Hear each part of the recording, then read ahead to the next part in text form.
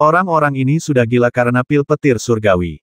Du Fei menatap pemandangan itu sejenak sebelum menggelengkan kepala. Karena hutan hantu laut mati dikenal sebagai area terlarang, bahkan penguasa yang kuat pun akan berada dalam bahaya besar jika mereka masuk. Namun, orang-orang ini begitu bersemangat saat itu sehingga masalah apapun yang mereka hadapi kemungkinan besar akan mengakibatkan kematian langsung. Kalau bukan karena ada orang di balik masalah ini yang mengobarkan api, aku tak akan percaya, kata Culing lirih, tapi ia benar. Lagi pula, pemandangan di depan mereka terlalu aneh. Untuk pil petir surgawi, emosi semua orang begitu tinggi. Sungguh sulit dibayangkan. Du Fei mengangguk dan tidak berkata apa-apa lagi, tetapi tatapan matanya tetap tertuju pada aliran orang-orang yang sangat menakjubkan di depannya. Setelah menatap seperti itu beberapa saat, kerumunan besar itu langsung menjadi rusuh. Sepertinya orang-orang ini perlahan-lahan kehilangan akal sehat dan siap untuk memaksa masuk. Berjalan, mengenakan biaya, pil petir surgawi adalah milikku. Entah siapa yang berteriak lebih dulu, tiba-tiba bumi berguncang. Kemudian, sosok-sosok yang tak terhitung jumlahnya langsung berubah menjadi aliran cahaya, dan dengan rasa tak sabar, mereka bergegas memasuki area terlarang yang kuno dan menakutkan itu. Du Fei tak kuasa menahan diri untuk menggelengkan kepala melihat pemandangan ini. Ia belum pernah melihat orang yang begitu bernafsu ingin mati. Setelah tertawa kecil, ia berkata dengan tenang, karena orang-orang ini ingin membantu kita menjelajahi jalan, biarkan saja mereka melakukannya. Kita akan pergi setelah mereka semua masuk. Mendengar ini, Qidan dan 6 orang lainnya mengangguk sedikit. Ketujuh orang itu menunggu di bawah naungan pepohonan selama sekitar setengah jam. Du Fei kemudian perlahan berdiri dan menatap kerumunan yang kosong. Ia melambaikan tangannya dan berkata, ayo pergi, tapi semua orang harus berhati-hati. Bahaya di hutan hantu laut mati ini mungkin di luar imajinasi. Begitu selesai berbicara, Du Fei mengetuk tanah dengan jari kakinya dan berubah menjadi bayangan hitam, melesat menuju hutan hantu laut mati bagai kilat. Di belakangnya, Moyazi dan yang lainnya juga mengikuti dengan penuh konsentrasi. Tertawa, saat Du Fei dan yang lainnya menyerbu ke dalam hutan kuno, cahaya di sekeliling mereka langsung redup, dan bau-bau aneh menyebar dari segala arah, membuat orang-orang mengerutkan kening hanya dengan menciumnya. Setelah memasuki hutan, Du Fei melirik acuh tak acuh ke arah kerumunan di sekitarnya. Ia tidak berniat berbicara dengan mereka. Sebaliknya, ia segera memilih arah dan terus melesat pergi. Du Fei dan kelompoknya bergerak sangat cepat. Dalam waktu kurang dari setengah jam, mereka telah menempuh jarak puluhan kilometer. Mereka tidak menemui hal yang terlalu berbahaya di sepanjang jalan. Sesekali, beberapa monster ganas muncul, tetapi mereka langsung dihabisi dalam sekejap. Namun, situasi ini membuat Du Fei mengerutkan kening. Karena hutan hantu laut mati dikenal sebagai area terlarang di pegunungan Jiushu, mustahil hutan itu bisa begitu damai, seperti hutan biasa. Memikirkan hal ini, Du Fei memperlambat langkahnya dan mengikuti beberapa pria kuat di depannya dari kejauhan, siap menghadapi kejadian tak terduga kapan saja. Kehati-hatian Du Fei juga membuat yang lain waspada. Mereka semua berjalan melewati medan perang Jiushu dengan penuh ketakutan dan kegembiraan, dan tentu saja mengerti bahwa di tempat seperti itu, jika tidak berhati-hati, mereka bisa saja terbalik di parit. Karena kehati-hatian kelompok itu, langkah mereka melambat, tetapi meskipun begitu, mereka tetap bergerak perlahan lebih jauh ke dalam hutan hantu laut mati. Setelah berjalan beberapa saat, Du Fei dan yang lainnya tiba-tiba berhenti bersamaan, lalu mereka sedikit mengernyit. Entah kapan itu dimulai, tetapi ketujuh orang itu hampir merasakan krisis yang sangat aneh pada saat yang bersamaan. Meskipun perasaan ini sangat samar, namun sangat jelas. Sepertinya ada yang salah. Setelah hening sejenak, Culing perlahan berbicara. Mendengar ini, Du Fei mengangguk, lalu perlahan menutup matanya, dan kemudian kekuatan mentalnya menyebar ke sekitarnya seperti kilat. Setelah beberapa saat, ia mengerutkan kening dan membuka matanya, lalu berkata pelan, sepertinya ada kabut di sekitar sini, dan kabut ini pasti beracun. Begitu dia selesai berbicara, tiba-tiba terdengar suara jeritan melengking dari kerumunan di depan, lalu beberapa orang terlihat roboh ke tanah dengan cepat, berubah menjadi tumpukan tulang putih. Melihat pemandangan ini, sudut mata semua orang sedikit berkedut. Mereka jelas tidak menyangka kabut di hutan hantu laut mati begitu beracun. Jika seseorang tidak sengaja menghirupnya, akhir hidupnya akan sangat menyedihkan. Tidak ada cara khusus untuk melawan racun, jadi kita bisa menggunakan ki sejati kita untuk melawannya. Sepertinya kita harus mempercepat langkah kita di sini. Du Fei menatap ke depan sejenak sebelum berbicara dengan ringan. Di saat yang sama, di bawah kepemimpinannya, kecepatan kelompok juga meningkat sedikit dalam sekejap. Seiring langkah mereka semakin cepat, kabut semakin tebal, dan ekspresi kelompok itu semakin muram. Meskipun sejauh ini tidak ada yang menemui masalah, jeritan yang tak henti-hentinya dan bahkan fluktuasi energi sejati dari sekeliling mereka terus memberi tahu semua orang betapa berbahayanya tempat ini. Ledakan. Setelah rombongan itu berjalan beberapa saat, mengerutkan kening, mereka tiba-tiba merasakan gelombang ki datang dari depan. Du Fei mengerutkan kening, lalu melesat, muncul di depan mayat yang terkoyak. Laut ki dantian mayat itu telah pecah, dan Yuandan di dalamnya telah meledak. Namun, senyum puas masih tersungging di wajah mayat itu, seolah-olah tidak takut mati. Ini, adegan yang agak aneh ini membuat Du Fei terkesiap tanpa sadar. Jika orang ini meninggal dengan cara yang sangat menyedihkan, Du Fei tidak akan merasakan apa-apa, karena hal itu wajar. Namun, orang ini meninggal dengan begitu bahagia, sungguh di luar imajinasi. Gas beracun di sini mungkin agak aneh. Kita harus lebih berhati-hati, kata Mu Qingcheng lembut dengan ekspresi serius. Mendengar ini, yang lain juga sedikit terkejut. Sesaat kemudian, Du Fei mengulurkan jarinya dan menunjuk ke depan. Ia melihat gas beracun yang kental dengan cepat mengembun di ujung jarinya, membentuk pusaran kecil. Setelah menatap pusaran di depannya sejenak, wajah Du Fei tiba-tiba berubah, dan seketika menjadi sangat jelek. Apa yang terjadi? Semua orang tahu identitas Du Fei sebagai seorang alkemis, jadi ketika mereka melihat ekspresi Du Fei berubah seperti ini, semua orang tercengang. Du Fei membubarkan pusaran di tangannya dan terdiam sejenak sebelum berbisik, gas-gas beracun ini terdiri dari lusinan racun yang sangat berbeda. Beberapa di antaranya dapat sepenuhnya mengabaikan perlindungan ki sejati dan langsung masuk ke dalam tubuh. Apa? Mendengar ini, semua orang tercengang, dan raut wajah mereka agak muram. Kalau begitu, bukankah berarti semua orang yang hadir sudah memiliki gas beracun di tubuh mereka? Lalu apa yang harus kita lakukan setelah beberapa saat? Mo Yazi berkata dengan ekspresi muram. Du Fei merenung sejenak dengan ekspresi muram sebelum menjentikkan tangannya dengan santai dan sebotol pil muncul di tangannya. Ia memberikan satu pil kepada setiap orang sebelum berkata dengan suara berat, pil ini memiliki efek anti racun, tetapi kurasa tidak akan terlalu efektif melawan gas beracun ini. Setelah semua orang menelannya, lindungi kelima indera kalian, lepaskan cincin Wuzong, lalu berjalanlah perlahan. Seharusnya tidak ada masalah. Jika kalian bergerak terlalu cepat dan mempercepat sirkulasi energi dan darah sejati kalian, kalian hanya akan semakin teracuni. Tetapi jika kalian berjalan perlahan, seharusnya tidak menjadi masalah besar. Sambil berbicara, semua orang segera menelan pil, mengaktifkan cincin Wuzong mereka, dan terus bergerak perlahan. Dengan kehati-hatian seperti itu, kecepatan mereka bisa dibilang sangat lambat, tetapi untungnya, berkat kehati-hatian mereka, mereka tidak mengalami efek racun apapun. Penghalang yang dibentuk oleh gas beracun ini saja sudah cukup untuk menghalau 80% makhluk kuat. Kecuali mereka yang memiliki pikiran halus atau cara lain, pada dasarnya mustahil bagi orang lain untuk masuk. Hutan hantu laut mati memang pantas. Setelah berjalan beberapa saat, Du Fei mendesah dan bergumam pada dirinya sendiri. Ia juga mendapatkan pemahaman baru tentang kengerian hutan hantu laut mati. Dalam suasana yang sunyi senyap itu, sekelompok orang berjalan pelan-pelan, dan sesekali terdengar letupan jeritan melengking dari segala penjuru, membuat suasana laut mati dan hutan hantu yang diselimuti kabut menjadi sangat suram. Dalam suasana yang asing ini, setelah berjalan perlahan seharian, gas beracun di sekitar mereka semakin menipis. Akhirnya, jejak kemarahan terakhir pun lenyap sepenuhnya. Pada saat ini, semua orang menghela napas lega, dan mata mereka menyapu pemandangan di depan mereka. Kemudian mereka langsung mempercepat langkah, bergegas keluar dari hutan berkabut di belakang mereka, dan mendarat di tanah datar. Pada saat ini, yang tampak di hadapan semua orang adalah gugusan pegunungan yang tak berujung. Pegunungan ini bagaikan naga raksasa yang melingkar di tanah, dan gelombang aura kuno menyebar luas, bergema di antara langit dan bumi.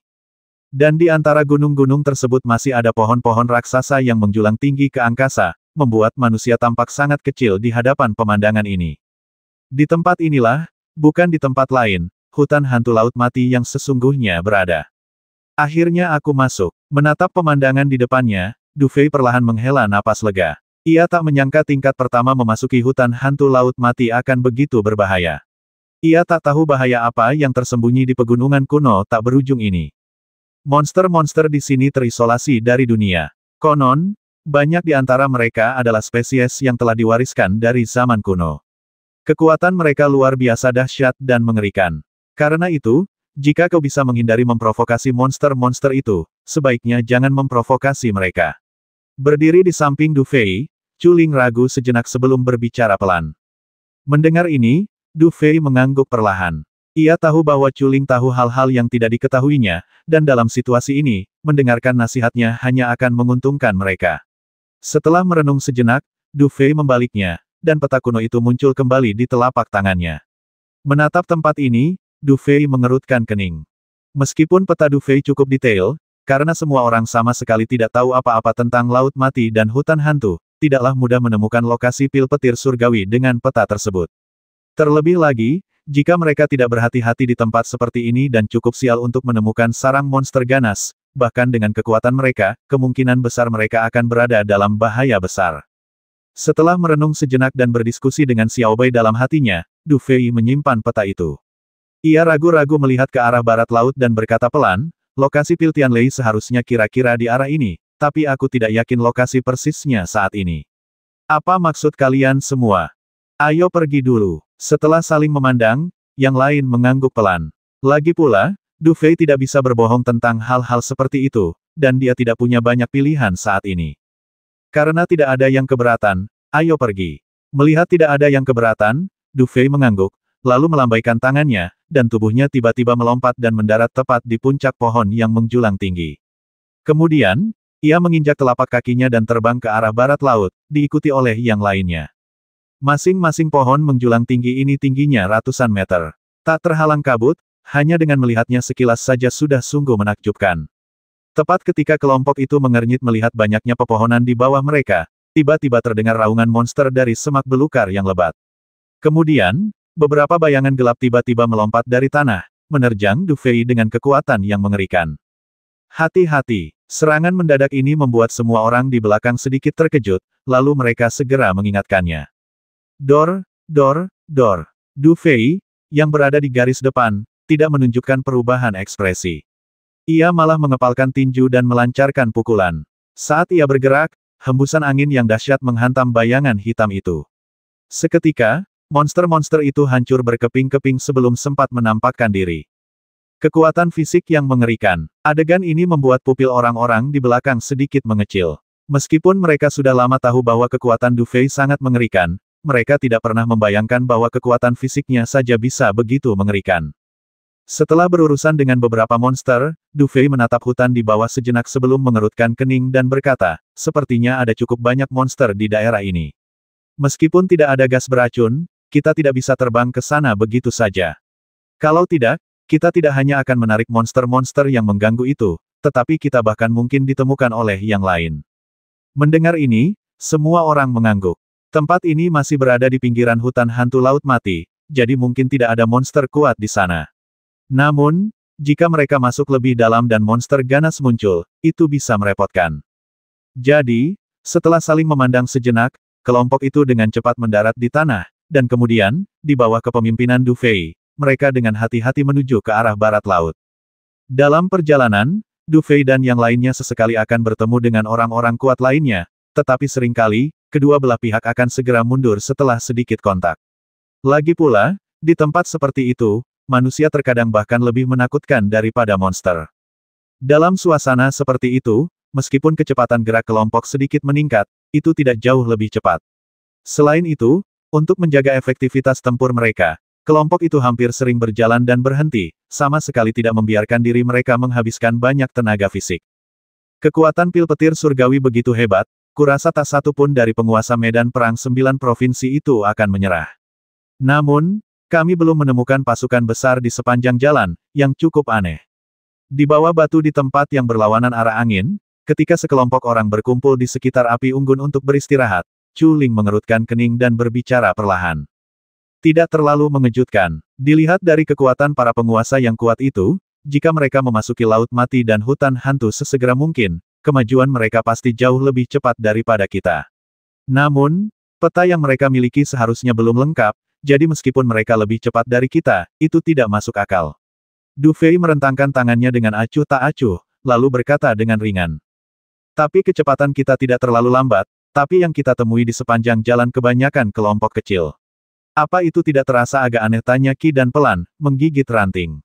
Aku punya ide. Mungkinkah peta yang didapat orang-orang itu sama sekali berbeda dengan peta yang kita miliki? Setelah mengatakan ini, keenam orang yang tersisa saling berpandangan, lalu tatapan aneh terpancar di mata mereka. Jika semuanya seperti dugaan Zidan, maka semuanya akan sangat menarik. Seharusnya tidak, Mu Hao, yang sedari tadi terdiam, tiba-tiba menggelengkan kepalanya dan berkata, mereka yang bisa berpartisipasi di medan perang Jiushu bukanlah orang bodoh. Orang palsu tidak bisa menipu begitu banyak orang. Karena itu, peta di tangan orang lain paling-paling tidak lengkap, bukan palsu. Tapi aku punya ide khusus. Apa maksudmu mendengar ini? Du Fei melirik, menatap Mu Hao, dan berkata dengan suara berat. Mata Mu Hao tiba-tiba sedikit menyipit, dan secercah kebingungan melintas di wajahnya.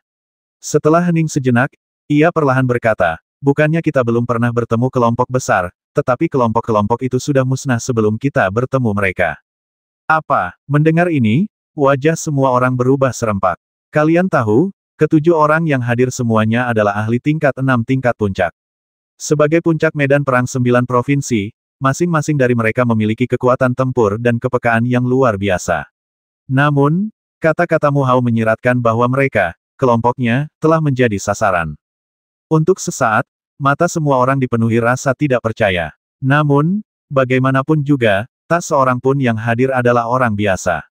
Setelah hening sejenak, tatapan semua orang berubah serius. Karena, jika spekulasi ini benar, maka kali ini, akan ada masalah besar.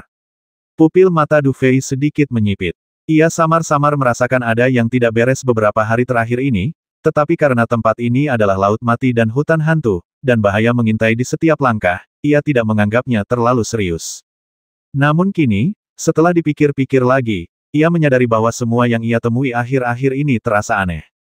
Jika dipikir lebih dalam, bahkan orang-orang kuat yang sesekali ia temui, ia belum pernah bertemu satupun. Jika situasi ini sengaja diciptakan oleh sekelompok orang, bukan tidak mungkin. Memikirkan hal ini, Du Fei sudah mengerti bahwa ia dan kelompoknya mungkin sedang diincar seseorang, dan orang yang bersembunyi di kegelapan itu cukup kuat. Jika Mu Hao tidak menemukannya, saya khawatir tidak ada seorang pun yang hadir akan menyadarinya. Setelah mengamati Mu Hao dengan saksama, Du Fei menggelengkan kepalanya sedikit. Ia memang tidak bisa memahami Mu Hao sejak awal, tetapi sekarang bukan saatnya untuk membahasnya lebih lanjut. Ia hanya bertepuk tangan dan mencibir, sepertinya ada beberapa orang cakap di medan perang Jiushu ini yang benar-benar bersiap untuk menyerang kita. Aku sangat tertarik untuk mengetahui siapa yang berani menyerang aliansi tiga penguasa yang kuat ini. Mendengar ini, ekspresi keenam orang lainnya kembali tenang, tetapi mereka semua diam-diam meningkatkan energi sejati mereka, dan aura pembasmi samar-samar terpancar dari tubuh mereka. Du Fei tiba-tiba berdiri, matanya mengamati sekeliling dengan cepat sebelum mendarat di area gelap dan teduh yang ditumbuhi pepohonan. Setelah menatap area itu sejenak, Du Fei mencibir dan berkata perlahan, aku ingin tahu apakah ada ahli di luar sana yang punya saran untukku. Kenapa kau tidak keluar saja? Suara Du Fei melemah, namun hutan masih sunyi, hanya suara Du Fei yang bergema di dalam hutan. Namun, keheningan ini membuat pupil Du Fei terasa semakin dingin. Jika situasinya normal, bagaimana mungkin tidak ada pergerakan di hutan? Keluar dari sini. Setelah mencibir lagi, tangan Du Fei tiba-tiba terjulur jauh ke dalam, lalu dia mengepalkannya dengan kuat di udara. Retakan. Saat Du Fei bergerak, dia melihat sebuah pohon menjulang tinggi di depan kirinya tiba-tiba meledak, dan kemudian dia melihat beberapa bayangan hitam aneh tiba-tiba keluar dari bayangan pohon itu, dan akhirnya jatuh ke tanah tidak jauh dari sana, dan rasa dingin yang samar juga terpancar dari bayangan hitam aneh itu. Hehehe, Tuan Du Fei memang pantas mendapatkan reputasinya. Awalnya kami pikir kami bisa mengikutinya selamanya, tapi tetap saja kami ketahuan. Bayangan hitam berkumpul, dan bayangan hitam yang berdiri di depan tertawa aneh, lalu tatapan yang sedikit menggoda perlahan terpancar dan langsung tertuju pada Du Fei. Du Fei menatap sosok gelap yang muncul, dan perasaan familiar muncul di hatinya. Setelah beberapa saat, Du Fei menyeringai tipis dan berkata perlahan, kalau tidak salah, kalian tikus-tikus dari apa yang disebut aliansi, kan? Tatapan bayangan hitam itu tampak menjadi sangat dingin dan suram saat ini, dan ada sedikit cahaya aneh yang berkedip di matanya saat dia menatap Du Fei. Apakah aku salah? Du Fei menyipitkan matanya sedikit dan berkata lembut, kalau aku tidak salah, sebutkan saja namamu. Aku tidak terlalu tertarik pada orang-orang pengecut yang menyembunyikan kepala dan memperlihatkan ekornya. Bagus sekali. Nada bicaramu memang sekeras laporan yang kuterima. Namun, aku penasaran apakah kekuatanmu sehebat nada bicaramu. Bayangan hitam itu sedikit menggeliat sejenak, dan sebuah suara menyeramkan perlahan terdengar. Juga, karena kau sudah menanyakan ini, aku akan langsung menjawabmu. Aku memang anggota aliansi. Kau bisa memanggilku utusan wilayah barat. Api unggun tiba-tiba berkobar di hutan. Setelah menari-nari sejenak, api itu perlahan menghilang, seolah ada napas yang membuat api unggun itu tak ada lagi. Namun, niat membasmi yang terpancar dari pria yang mengaku sebagai utusan wilayah barat itu sangat dalam, seolah-olah dia bisa membasmi siapa saja yang hadir dalam sekejap jika dia mau. Kecuali Culing, yang samar-samar tahu asal-usul kelompok ini, kelima orang lainnya benar-benar bingung. Namun, mereka semua samar-samar merasakan bahaya yang ditimbulkan oleh sosok bayangan di depan mereka. Jadi, sementara mereka tetap diam, pikiran mereka sudah tegang. Dalam arti tertentu, kepentingan mereka terikat pada Du Fei. Jika sesuatu terjadi pada Du Fei, itu tidak akan menguntungkan mereka. Karena itu, jika perlu, kelompok orang ini tidak punya pilihan selain bertindak. Utusan dari wilayah barat kurasa ke utusan aliansi yang disebutkan kedua pecundang itu hari itu setelah mendengarkan laporan dari kedua pecundang itu, kau menjadi sangat tertarik dengan warisan Sekte Miyun di tanganku, jadi kau mau tak mau datang ke sini, kan? Du Fei menatap bayangan hitam di depannya dengan tatapan samar, lalu tersenyum tipis. Kau tahu banyak, tapi kau juga harus tahu bahwa seringkali, semakin banyak kau tahu, semakin cepat kau mati. Terbungkus bayangan hitam, mata suram itu tampak sedikit menyipit, jelas merasa sedikit terkejut karena Du Fei bisa mengungkapkan identitasnya. Tahu atau tidaknya aku sepertinya tidak terlalu penting, kan? Coba ku pikir-pikir, kalian, yang katanya sekutu, seharusnya sudah mengincarku sejak aku di Qiceng. Hanya saja ada orang-orang kuat dari Jiutian Xuanzong di sana, jadi kalian tidak berani mengungkapkan identitas kalian sesuka hati. Dan setelah aku memasuki pegunungan Jiushu, kalian masih tidak berani bergerak karena kalian berada di bawah pengawasan Jiutian Xuanzong di mana-mana. Dan hutan hantu laut mati ini sepertinya satu-satunya tempat di pegunungan Jiushu yang tidak bisa dipantau Jiutian Xuanzong. Jadi, kalian harus menunggu sampai sekarang untuk menyerangku. Ini sungguh tidak adil bagi kalian. Du Fei tersenyum tipis, sepertinya kalian benar-benar takut pada Jiutian Xuanzong. Hahaha, kau memang pintar. Aku suka bicara dengan orang pintar. Karena kau sudah bicara belak-belakan, lebih baik aku bicara lebih terus terang. Bayangan hitam itu mencibir, lalu sebuah tangan yang terbungkus energi hitam perlahan terulur, serahkan warisan Sekte Miyun dan petapil Tianlei, dan aku akan mengampuni nyawa kalian. Warisan Sekte Keberuntungan Penghancur dan petapil petir surgawi, hehe, Du Fei tersenyum tipis dengan tatapan muram di matanya, lalu bertepuk tangan dan berkata dengan acuh tak acuh, selera makanmu besar, tapi aku tidak tahu apakah kemampuanmu bisa sebesar nafsu makanmu. Kau cari mati sendiri. Bayangan hitam yang mengaku sebagai utusan dari wilayah barat itu tersenyum muram mendengarnya. Tiba-tiba, energi hitam memancar dari tubuhnya, dan aura yang sangat mengerikan langsung menyebar. Semuanya, aku yakin kalian semua tahu tujuan orang-orang ini. Pendapat pribadiku adalah kita tidak boleh membiarkan mereka pergi. Melihat pemandangan ini, pupil mata Du Fei sedikit mengecil, lalu dia melirik ke belakang dan berkata, "Haha, Du Bawang, jangan khawatir. Karena orang-orang ini mengincar pil petir surgawi kita harus menghentikan mereka apapun yang terjadi. Lagi pula, kita cukup kesal dibuntuti mereka begitu lama." Moyazi perlahan berdiri dan mencibir. Percakapan antara Du Fei dan bayangan hitam itu memberinya pemahaman yang samar. Namun, betapapun dendam bayangan hitam itu terhadap Du Fei, selama mereka mengincar pil petir surgawi, mereka adalah musuh semua orang yang hadir. Mengikuti tindakan Moyazi, kelima orang yang tersisa juga perlahan berdiri satu persatu, tatapan aneh mereka tertuju pada bayangan lain di balik bayangan hitam itu, dengan sedikit niat membasmi muncul di mata mereka. Kalian tidak memenuhi syarat untuk menahan kami di sini.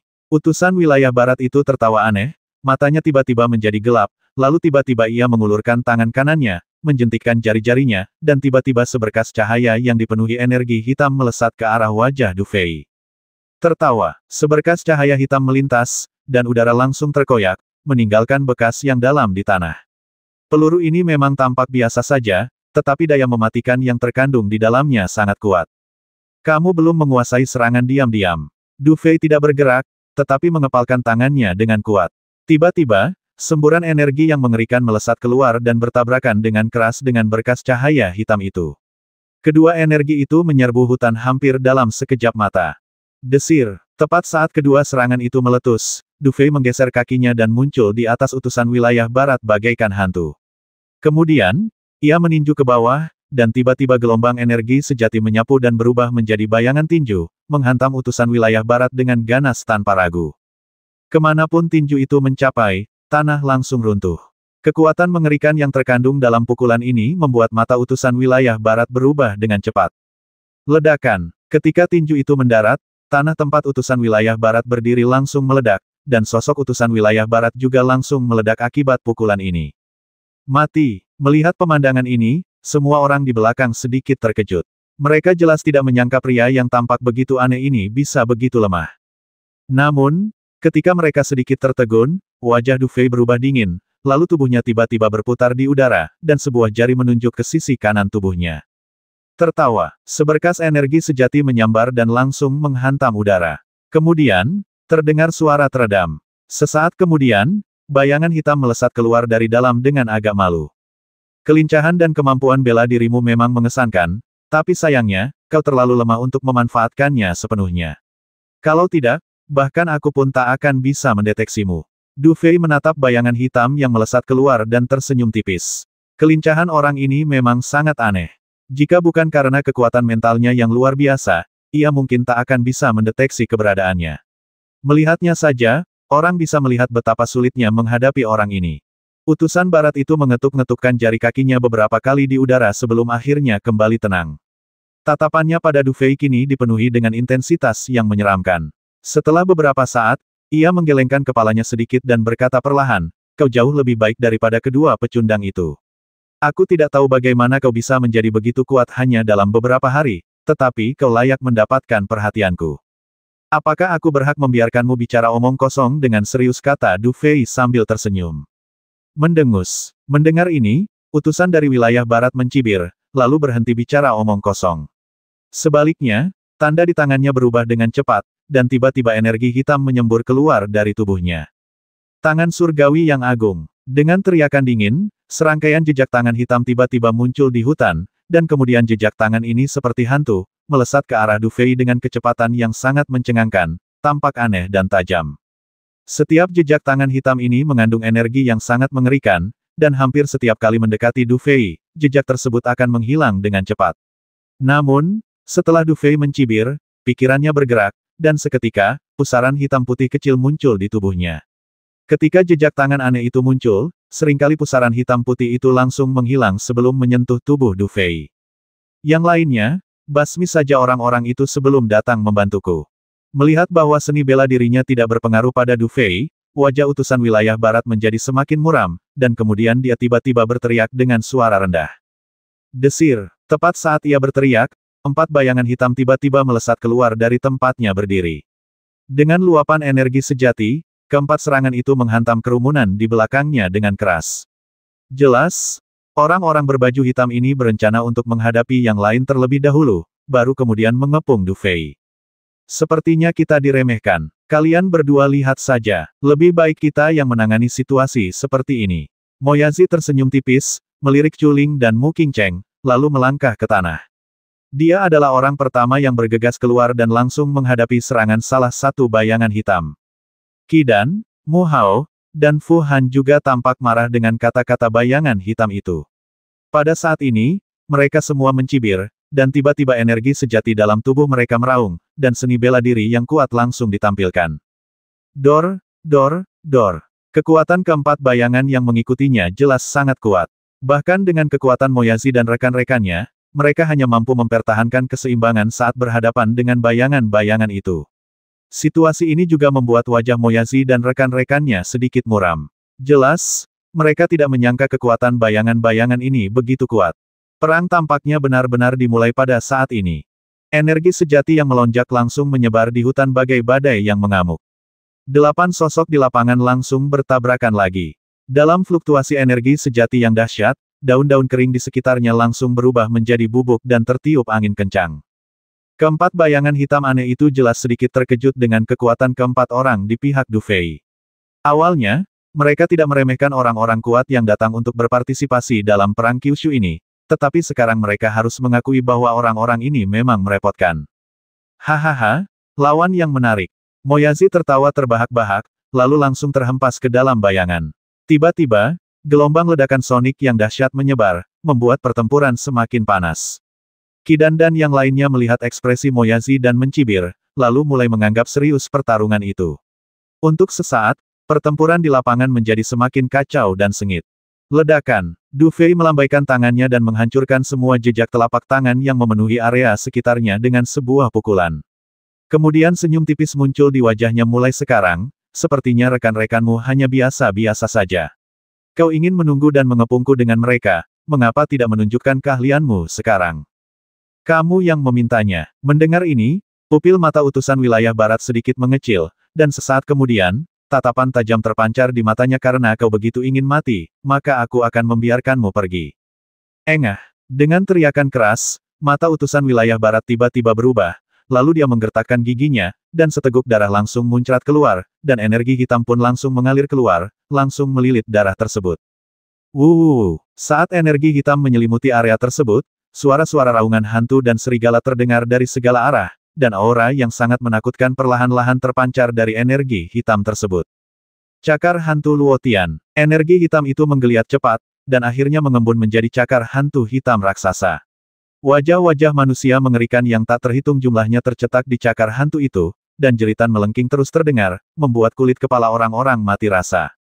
Tepat saat cakar hantu Luotian terbentuk, utusan dari wilayah barat tiba-tiba menggerakkan tubuhnya, mengulurkan tangan kanannya, dan menyatu dengan cakar hantu Luotian.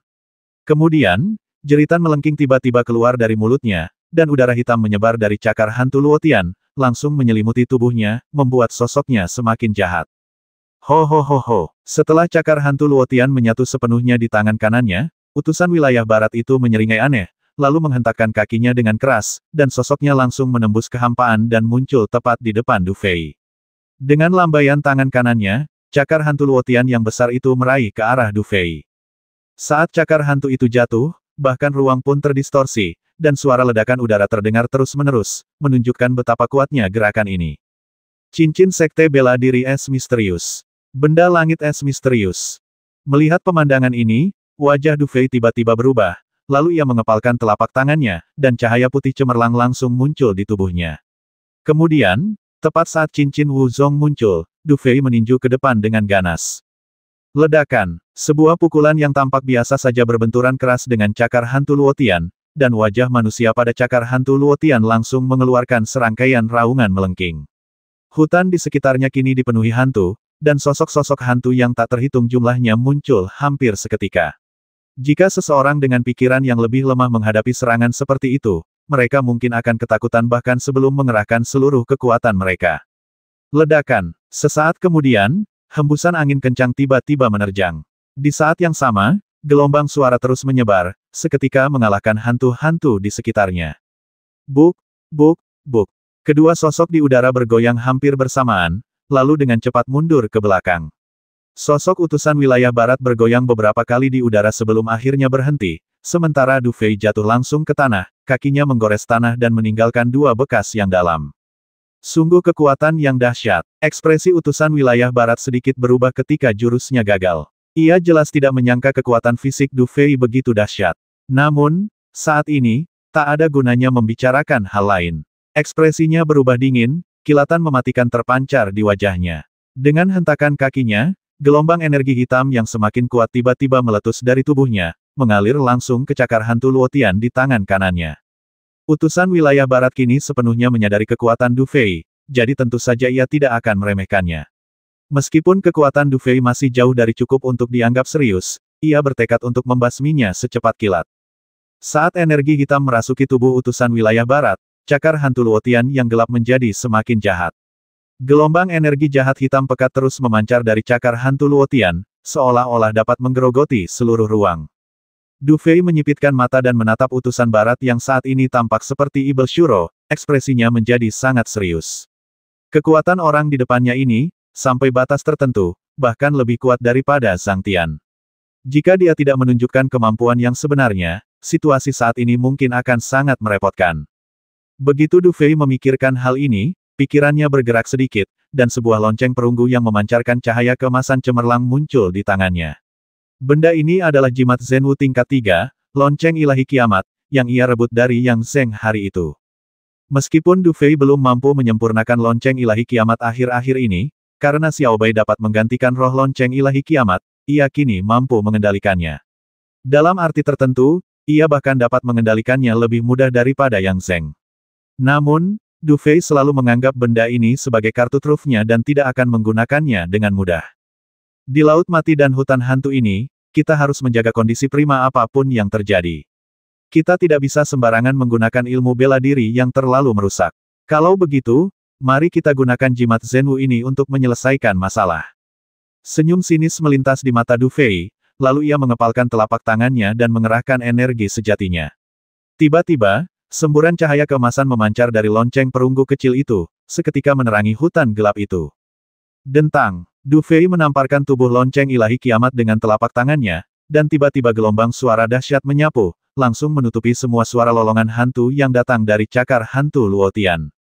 Tertawa, suara lolongan hantu dan serigala teredam, tetapi cakar hantu Luotian sedikit gemetar, seolah-olah telah menemukan sesuatu yang ditakutinya. Adegan ini membuat wajah utusan wilayah barat berubah. Ia tak lagi ragu, melainkan menghentakkan kakinya dengan keras, tubuhnya langsung melesat keluar, lalu menerjang ke arah Du Fei. Cakar hantu Luotian, lahap, lonceng kiamat, lonceng yang menghancurkan langit. Du Fei berteriak pelan, dan tanda di tangannya berubah.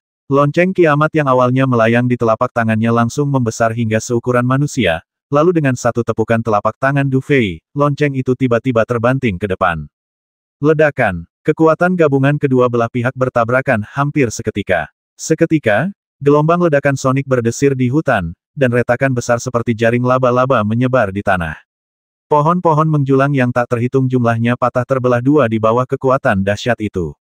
Beberapa monster evil, yang sebelumnya tersembunyi di balik bayangan, mengeluarkan raungan melengking lalu melarikan diri dengan kecepatan penuh, jelas merasakan bahaya yang mematikan. Pada saat ini, cahaya keemasan dan cahaya hitam masing-masing menempati separuh langit Lin Hai, terus berubah. Namun, situasi yang seimbang ini tidak berlangsung lama. Saat cahaya keemasan menyebar hingga ekstrim, retakan tiba-tiba muncul di cakar hantu Luotian bagai kilat. Retakan ini menyebar dengan cepat, dan akhirnya, di depan mata utusan wilayah barat yang terkejut, dengan suara keras, cakar itu berubah menjadi ketiadaan. Mundur, melihat cakar hantu itu patah, ekspresi utusan wilayah barat berubah, dan tatapan tak percaya muncul di matanya, dan sosoknya mundur hampir seketika. Jelas, dia benar-benar takut dengan kekuatan Du Fei saat ini. Mau pergi aku khawatir sudah terlambat. Du Fei mencibir, lalu muncul di belakang lonceng ilahi kiamat dengan satu gerakan tubuhnya. Lalu, ia mengangkat tangannya dan menamparkan lonceng ilahi kiamat lagi. Dentang, gelombang suara dahsyat itu meledak dalam sekejap seolah-olah nyata, dan muncul di depan utusan wilayah barat hampir seketika. Menghadapi serangan aneh dan mengerikan ini, wajah utusan wilayah barat langsung berubah menjadi sangat buruk. Pada saat ini, tanpa ragu, ia segera mengaktifkan energi sejatinya, dan tiba-tiba, sebuah cincin seni bela diri hitam langsung muncul di permukaan tubuhnya. Dor, dor, dor. Semburan gelombang suara langsung mendarat di cincin Wu Zong hitam, menyebabkan tubuh Wu Zong bergetar dan cincin Wu Zong terus bergetar.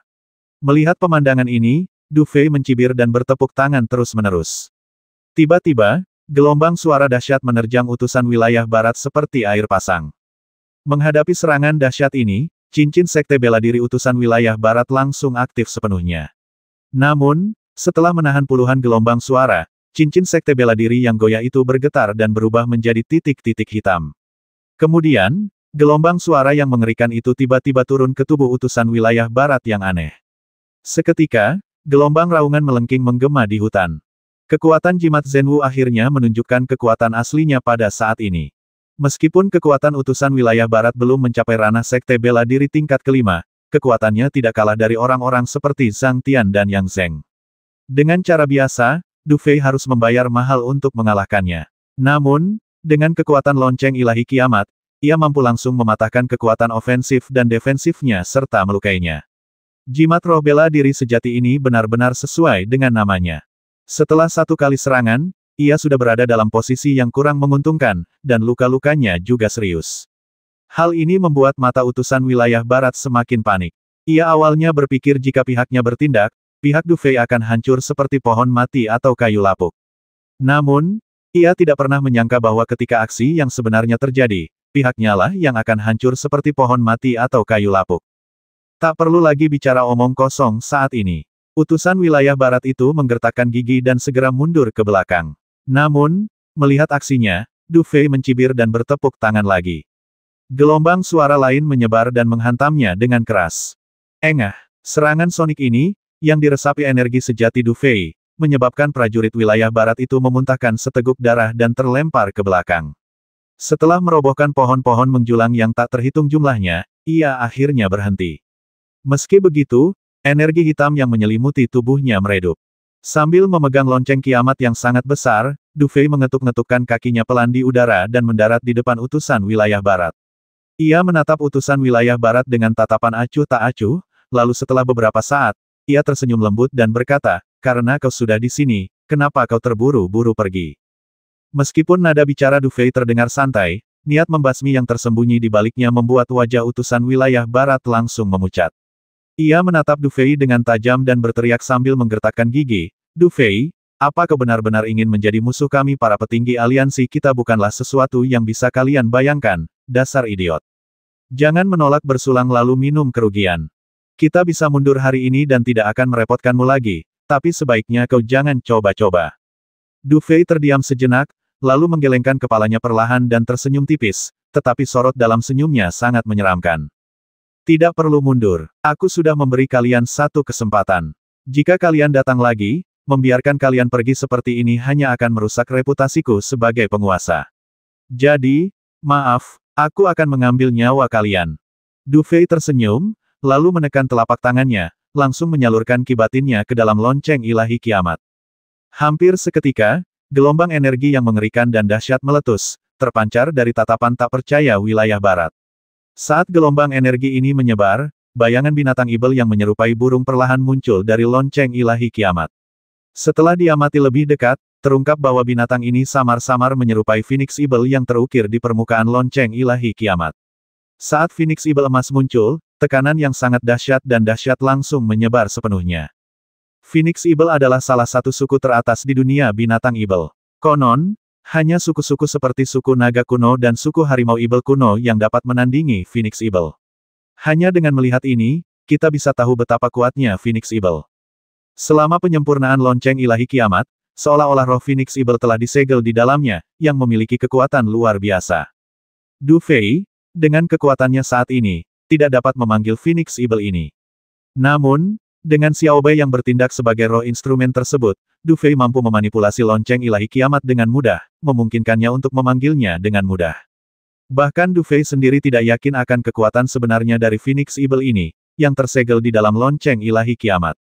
Namun, ia tahu bahwa itu adalah senjata pamungkas lonceng ilahi kiamat. Utusan wilayah barat di hadapannya sama kuatnya dengan Zhang Tian dan yang lainnya. Meskipun telah dikalahkan, siapa di antara orang-orang kuat ini yang mudah dikalahkan? Siapa yang tidak punya kartu tersembunyi? Oleh karena itu, Du Fei tidak repot-repot menguji mereka saat ini, melainkan bersiap menggunakan kartu truf yang kuat ini untuk membasmi utusan wilayah barat dalam satu serangan. Lagi pula, Du Fei sudah cukup muak dengan orang-orang ini. Tujuan mereka adalah mencuri warisan sekte keberuntungan penghancur, dan dilihat dari penampilan mereka saat ini, kemungkinan besar mereka belum melaporkan informasi mereka kepada apa yang disebut aliansi. Jadi, jika memang begitu, akan lebih baik untuk melenyapkan mereka di sana-sini, menghilangkan bahaya tersembunyi di masa depan. Kalau tidak, terlibat dengan kelompok orang ini akan sangat merepotkan. Adapun apa yang disebut aliansi di belakang mereka dan tokoh-tokoh penting di dalamnya, mereka tidak ada hubungannya dengan dia. Du Fei percaya bahwa jika aliansi ini dimobilisasi dengan kekuatan penuh, orang-orang dari sekte mendalam 9 surga pasti tidak akan tinggal diam. Kalau begitu, apapun yang terjadi, orang-orang ini harus mati hari ini. Mendesis. Teriakan tajam burung Phoenix terdengar, dan cahaya keemasan yang melonjak menyebar bagaikan kekuatan yang luar biasa, langsung menerangi laut mati yang gelap dan hutan hantu dengan kecerahan yang tak tertandingi. Dalam cahaya keemasan itu, terdapat energi yang sangat menakutkan dan mencengangkan yang terus menyebar. Wajah utusan wilayah barat menjadi sangat pucat karena tindakan Du Fei, dan ia merasakan niat membasmi yang tak terselubung dalam bayangan burung Phoenix emas. Ia kini sepenuhnya mengerti bahwa Du Fei benar-benar bertekad untuk membasmi mereka sepenuhnya. Nak, jangan pikir hanya karena aku memanfaatkanmu, kau berhak membasmiku. Ekspresi utusan wilayah barat berubah sesaat sebelum ia meraung dengan ganas, karena kau ingin membasmiku, maka aku akan menghabisi nyawamu dulu. Tubuh Ibel Luo Tian. Dengan raungan melengking, aliran energi gelap menyembur liar dari tubuh utusan wilayah barat. Kemudian, saat segel di tangannya bergerak liar, energi hitam itu langsung melilit tubuhnya, membentuk bayangan hitam yang menyelimuti seluruh tubuhnya. Bayangan itu menjulang tinggi, dan dari dalamnya memancarkan raungan melengking yang luar biasa, seolah-olah Ibel dan monster yang tak terhitung jumlahnya telah berkumpul di sana, membuat siapapun gemetar ketakutan. Mendengus. Lonceng kiamat. Kota Phoenix emas. Melihat pemandangan ini, Du Fei mencibir, lalu mengangkat tangan kanannya dan menunjuk ke tempat utusan wilayah barat berada. Mendesis. Diiringi teriakan tajam Phoenix Ibel yang telah terbentuk itu langsung menimbulkan hembusan angin kencang dan menukik ke bawah. Saat sayapnya berkibar, seluruh hutan berguncang hebat bagai perahu kecil yang terjebak dalam badai yang mengamuk. Bayangan hitam di bawah juga meraung putus asa, menatap langit dengan tajam, lalu mengepalkan tinjunya ke langit. Ledakan. Hampir di saat berikutnya, serangan kedua belah pihak berbenturan dengan sengit. Dalam sekejap, retakan besar menyebar di tanah, dan semua pohon menjulang dalam radius 100 kaki langsung berubah menjadi bubuk. Tubuh Ibel Luo Tian yang besar hanya bertahan sesaat di bawah tekanan bayangan Ibel Phoenix, dan kemudian dengan cepat runtuh di depan mata orang-orang wilayah barat yang ketakutan. Serangan terkuatnya, upaya terakhirnya, runtuh begitu dahsyat dan begitu cepat, yang membuat mata utusan wilayah barat dipenuhi kengerian dan ketidakpercayaan. Ia bahkan kehilangan kekuatan untuk bereaksi, dan hanya bisa menyaksikan tubuh Ibel Luo Tian runtuh seketika, dan kemudian, bayangan emas Ibel Phoenix, yang disapu energi mengerikan, miring ke bawah. Ledakan. Tubuh utusan wilayah barat hampir seketika diselimuti cahaya kemasan. Seketika, energi gelap yang menyelimuti tubuhnya lenyap, dan hampir seketika, seluruh tulangnya hancur menjadi debu. Menghadapi kekuatan yang sangat besar ini, utusan wilayah barat kehilangan perlawanan terakhirnya dan berubah menjadi genangan daging, lalu roboh ke tanah. Setelah dengan mudah menghadapi utusan wilayah barat, ekspresi Du Fei tidak berubah sama sekali. Ia malah tersenyum tipis dan tatapannya tertuju pada lingkaran pertempuran lain. Moyazi dan yang lainnya merasakan Du Fei telah membasmi lawan terkuat mereka, dan momentum mereka melonjak. Moyazi langsung melompat ke depan, energi dahsyatnya melesat tepat ke dada sosok hitam di depannya. Pada saat itu, sebuah lubang tiba-tiba terbentuk di dada sosok hitam itu. Sosok itu kemudian melesat ke depan, menghantam tanah dengan keras. Energi hitam yang menyelimutinya dengan cepat menghilang, menampakkan wajah yang biasa saja. Setelah Moyazi, Qidan dan yang lainnya juga penuh semangat juang. Namun, karena dua orang mereka sendiri telah terbasmi, bayangan hitam itu semua ketakutan. Mereka bertarung dengan emosi seperti itu, tetapi dalam waktu kurang dari sekejap, mereka dikalahkan oleh Qidan dan yang lainnya.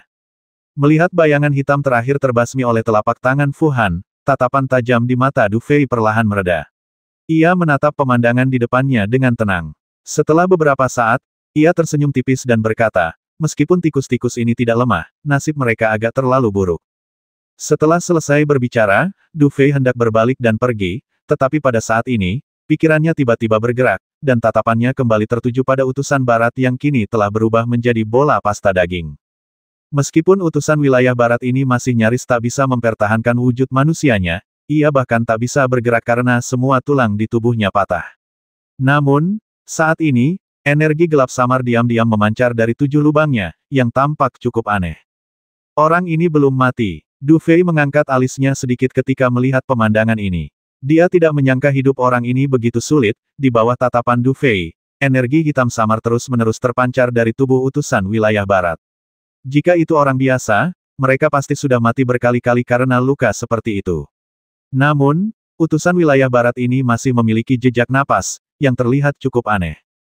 Namun, meskipun masih ada sedikit napas yang tersisa, utusan dari wilayah barat itu jelas terluka parah. Napasnya tidak hanya tampak akan hilang kapan saja, tetapi bahkan dagingnya mengeluarkan suara korosi, seolah-olah tubuhnya akan terkorosi oleh sesuatu kapan saja. Di bawah tatapan Du Fei, energi hitam aneh itu bergetar sedikit, dan tubuh utusan wilayah barat yang rapuh itu bergetar lagi. Kemudian, secercah kehidupan muncul di matanya, yang telah kehilangan semangatnya. Namun, secerca kehidupan ini sangat samar, dipenuhi ketakutan dan kepanikan yang luar biasa. Sebelum melancarkan serangannya, utusan wilayah barat itu tak pernah membayangkan akan berakhir seperti ini. Lagi pula, ia luar biasa kuat, secara umum, bahkan melawan para penguasa 9 provinsi, ia tak akan kalah. Ia percaya jika ia memilih, tak satu pun dari para jenius yang berpartisipasi dalam perang 9 provinsi akan menjadi lawannya. Bahkan mereka yang berlatar belakang luar biasa pun hampir tak mampu mengalahkannya, tetapi mereka tak bisa memaksanya sampai ke titik ini. Namun, Du Fei, yang mengaku lahir di dinasti Daan tingkat rendah, justru telah memaksanya sampai ke titik ini. Siapa kamu sebenarnya? Raungan melengking keluar dari tubuh energi hitam itu, semakin menakutkan. Dari pemandangan ini, jelas bahwa tubuh fisik utusan wilayah barat itu bahkan telah kehilangan kemampuan untuk berbicara. Meski begitu, ia sangat enggan menerima ini. Menurutnya, Du Fei di hadapannya ini jelas bukan sekadar kontestan biasa. Orang ini pasti memiliki rahasia tersembunyi untuk mencapai level seperti itu. Du Fei menatap utusan wilayah barat yang meraung dengan acuh tak acuh, lalu menggelengkan kepalanya perlahan dan berkata dengan lembut, sayang sekali aku tidak punya identitas khusus. Aku sudah bilang sebelumnya bahwa aku tidak tertarik pada apapun yang kau miliki, tetapi kau masih ingin memanfaatkanku. Jadi, karena kau sudah berakhir seperti ini, jangan salahkan aku karena kejam. Mendengar kata-kata Du Fei, ekspresi utusan wilayah barat berubah, dan ia tertawa aneh, berkata, kau terlalu naif. Sekalipun kau tidak tertarik dengan urusan kami, karena kau mewarisi Sekte Miyun, kau hanya bisa menyalahkan nasib burukmu. Kecuali kau basmi diri, kalau tidak, bahkan jika aku mati, seseorang akan datang mengganggumu. Aku tidak tertarik menghabisi diriku sendiri, tapi aku cukup tertarik menghabisimu. Sudah cukup waktu untuk omong kosong. Selamat tinggal, aku tidak akan mengantarmu. Du Fei tersenyum dingin, tatapannya langsung berubah dingin, lalu ia tidak memberi utusan wilayah barat kesempatan untuk bicara omong kosong lagi, melainkan bertepuk tangan, dan tiba-tiba cahaya keemasan lain memancar dari lonceng ilahi kiamat, langsung mengenai tubuh utusan wilayah barat yang hampir roboh. Ledakan, fluktuasi energi yang dahsyat menyapu dari tempat cahaya keemasan itu mendarat, dan bumi tiba-tiba bergetar hebat. Retakan besar menyebar seperti sutra laba-laba, dan dalam sekejap mata, retakan tersebut menyebar hingga ratusan kaki. Jelas, kekuatan jurus Du Fei sangat mencengangkan. Sudah selesai namun, setelah satu gerakan, ekspresi Du Fei tidak banyak berubah. Ia malah menatap ke depan dan bergumam pada dirinya sendiri. Tahukah Anda, ketika ia sebelumnya melawan utusan wilayah barat, ia sudah tahu bahwa kekuatan lawannya tidak jauh lebih rendah daripada Zhang Tian. Ia hanya memanfaatkan jimat roh Zhenwu untuk mengalahkannya dengan mudah. Namun, kekuatan orang ini jelas merupakan yang terbaik bahkan di seluruh medan perang Jiushu. Mungkinkah orang seperti itu benar-benar bisa disingkirkan dengan mudah? Memanggil. Namun, tepat saat Du Fei sedang menatapnya, ketika awan debu terakhir mulai menghilang, tiba-tiba, sebuah energi gelap yang amat redup meledak dari celah tanah, lalu melesat ke arah hutan di belakang dengan kecepatan amat cepat. Hehehe, Du Fei, tidak semudah itu membasmiku. Tapi kau membasmi 4 anak buahku dan memaksaku sampai ke titik ini. Kita berseteru sekarang. Tunggu saja, kau akan segera menyesalinya. Saat itu terjadi, bukan hanya kau, tapi semua orang kuat yang berpartisipasi dalam perang Kyushu akan dikubur bersamamu. Saat aura hitam itu menghilang, suara menyeramkan dan melengking segera terdengar, bergema di hutan yang gelap. Ekspresi Du Fei juga sedikit berubah karena adegan ini. Jelas, dia tidak menyangka bahwa setelah terluka parah, utusan wilayah barat masih bisa melarikan diri dengan cara yang aneh. Pola spiritual reinkarnasi. Putar. Kekuatan mental yang dahsyat langsung muncul dari tengah alis Du Fei, dan tiba-tiba pusaran hitam putih raksasa muncul, menyapu ke arah tempat utusan barat itu melarikan diri. Namun, sesaat kemudian, ekspresi Du Fei sedikit berubah. Jelas bahwa metodenya sama sekali tidak berpengaruh. Dan raungan melengking itu segera menghilang ke dalam hutan saat udara hitam menghilang. Dasar pria yang merepotkan. Melihat pemandangan ini, ekspresi Du Fei berubah beberapa kali dan dia berbicara perlahan. Sepertinya itu, Yuan Ling, tapi kekuatan utusan wilayah barat ini seharusnya hampir sama dengan kita. Bagaimana mungkin dia memiliki Yuan Ling Mu King Cheng, yang berdiri di belakang, sepertinya menyadari sesuatu. Setelah ragu sejenak, ia berbicara dengan sedikit ragu. Yuan Ling bagaimana mungkin? Mendengar ini, bukan hanya Du Fei, tetapi semua orang sedikit terkejut, lalu mereka semua menggelengkan kepala dengan cepat. Tahukah Anda, bagi seorang ahli Wuzong, baik itu tingkat ke-6, ke-5, atau ke-4, bagaimanapun mereka berlatih, sumber energi dalam tubuh mereka tetaplah Yuan Dan. Hanya saja, seiring perubahan tingkat, warna dan kualitas Yuan Dan akan berubah. Namun, Yuan Ling hanya dapat diciptakan dari Yuan Dan setelah mencapai alam martial Sein. Karena seorang martial Sein memiliki Yuan Ling di dalam tubuhnya, bahkan jika tubuh fisiknya hancur, mereka dapat, dengan bantuan Yuan Ling ini, meregenerasi tubuh fisik melalui pertemuan kebetulan. Lebih lanjut, Yuan Ling memiliki berbagai kemampuan yang tak terbayangkan, meskipun Du Fei dan rekan-rekannya tidak dapat memahaminya. Benda itu memang Yuan Ling, tapi agak aneh. Sepertinya bukan bawaan lahir. Rasanya utusan wilayah barat itu hanyalah inkarnasi dari seorang ahli martial Sein. Namun, jika dia benar-benar inkarnasi dari seorang ahli martial Sein, mustahil dia hanya memiliki beberapa trik ini. Jadi, masalah ini memang agak aneh. Tuan, kau membiarkannya kabur kali ini, dan aku khawatir kau akan mendapat masalah besar di masa depan. Suara Xiao Bai tiba-tiba terngiang di benak Du Fei, membuat raut wajahnya sedikit berubah. Cloning ahli tingkat martial Sein. Wajah Du Fei berkedut sesaat, tetapi ia tak mampu mengucapkan kata-kata itu. Setelah menarik napas, ia bertanya dalam hati, lalu, apa kau punya cara untuk menangkap orang itu? Dalam kondisinya saat ini, jika aku mengerahkan seluruh kekuatanku, peluangku untuk menangkapnya hanya 50%. Namun, terlepas dari keberhasilan atau kegagalan, fakta bahwa kau memiliki jiwa bela diri akan terungkap. Tuan, silakan pertimbangkan sendiri manfaatnya. Mendengar ini, Du Fei kembali tertegun, tetapi setelah beberapa saat, ia perlahan menggelengkan kepalanya. Bagaimanapun, ia tidak bisa mengungkap keberadaan Xiao Bai untuk masalah sekecil itu. Ia yakin bisa menyelesaikan masalah ini jika ia memprovokasi apa yang disebut aliansi, tetapi jika fakta bahwa ia memiliki jiwa bela diri terungkap, kemungkinan besar bahkan Sekte Jiu Tianxuan pun akan menentangnya. Ini adalah sesuatu yang tidak bisa dibiarkan terjadi dengan cara apapun. Apa yang harus kita lakukan sekarang setelah hening sejenak, mata semua orang tertuju pada Du Fei. Melihat ini, Du Fei tak bisa lagi diam. Setelah berpikir sejenak, ia berkata dengan tenang, semuanya, jangan terlalu khawatir. Tubuh utusan wilayah barat telah dihancurkan. Meskipun kita tidak tahu bagaimana dia bisa mendapatkan sesuatu yang mirip dengan Yuan Ling, ini bukan tempat biasa. Ini laut mati dan hutan hantu. Tempat ini penuh bahaya. Sekalipun dia lolos dari kita, tidak akan mudah baginya untuk keluar hidup-hidup. Jadi, untuk saat ini, jangan mencoba memahaminya. Sebaliknya, fokuslah pada masalah yang ada. Lagi pula, sudah ada beberapa orang kuat yang mengincar pil Tianlei yang kita miliki, kan? Mendengar ini, yang lain tersenyum dan tidak berkata apa-apa lagi. Lagi pula, mereka semua adalah pejuang yang sangat kuat di medan perang Jiushu, dan tentu saja, mereka tidak akan lari begitu saja hanya karena masalah sepele seperti itu. Namun, setelah tenang, banyak dari mereka melirik lonceng ilahi kiamat di tangan Du Fei, entah karena tertarik atau tidak sengaja. Kekuatan yang dilepaskan oleh senjata pamungkas Du Fei sangat mengejutkan bahkan bagi mereka. Namun, pil petir surgawi belum tiba, dan mereka yang hadir masih menjalin hubungan kerja sama, jadi tidak ada yang mengatakan apapun. Du Fei juga tersenyum dan dengan santai menyimpan lonceng kiamat. Kali ini, membasmi utusan wilayah barat bisa dianggap sebagai sedikit pencegah bagi mereka, agar mereka tidak punya rencana lain sepanjang hari.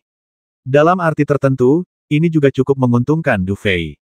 Ayo pergi. Sekarang masalahnya sudah beres, saatnya untuk melanjutkan. Pertempuran di sini pasti akan menarik banyak perhatian. Tidak ada gunanya tinggal di sini. Setelah meregangkan badan, Du Fei berbicara dengan tenang. Kini setelah masalah yang menghantuinya telah teratasi sepenuhnya, hal selanjutnya yang harus dilakukan adalah terus melangkah maju. Apapun yang terjadi, ia harus mendapatkan pil Tianlei. Desir, di hutan hantu laut mati yang suram, sosok-sosok melesat melewati satu demi satu, bergerak semakin dalam ke hutan hantu laut mati bagai aliran cahaya. Kelompok orang ini tentu saja Du Fei dan rekan-rekannya. Karena mereka berurusan dengan utusan wilayah barat hari itu, mereka pun melanjutkan perjalanan.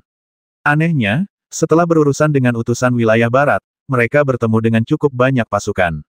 Setelah 3 hari, mereka telah bertemu lebih dari selusin gelombang pasukan, dan semua pasukan ini tampak kuat dan sulit dihadapi. Yang paling mengejutkan adalah orang-orang ini tampaknya memiliki tujuan yang sama.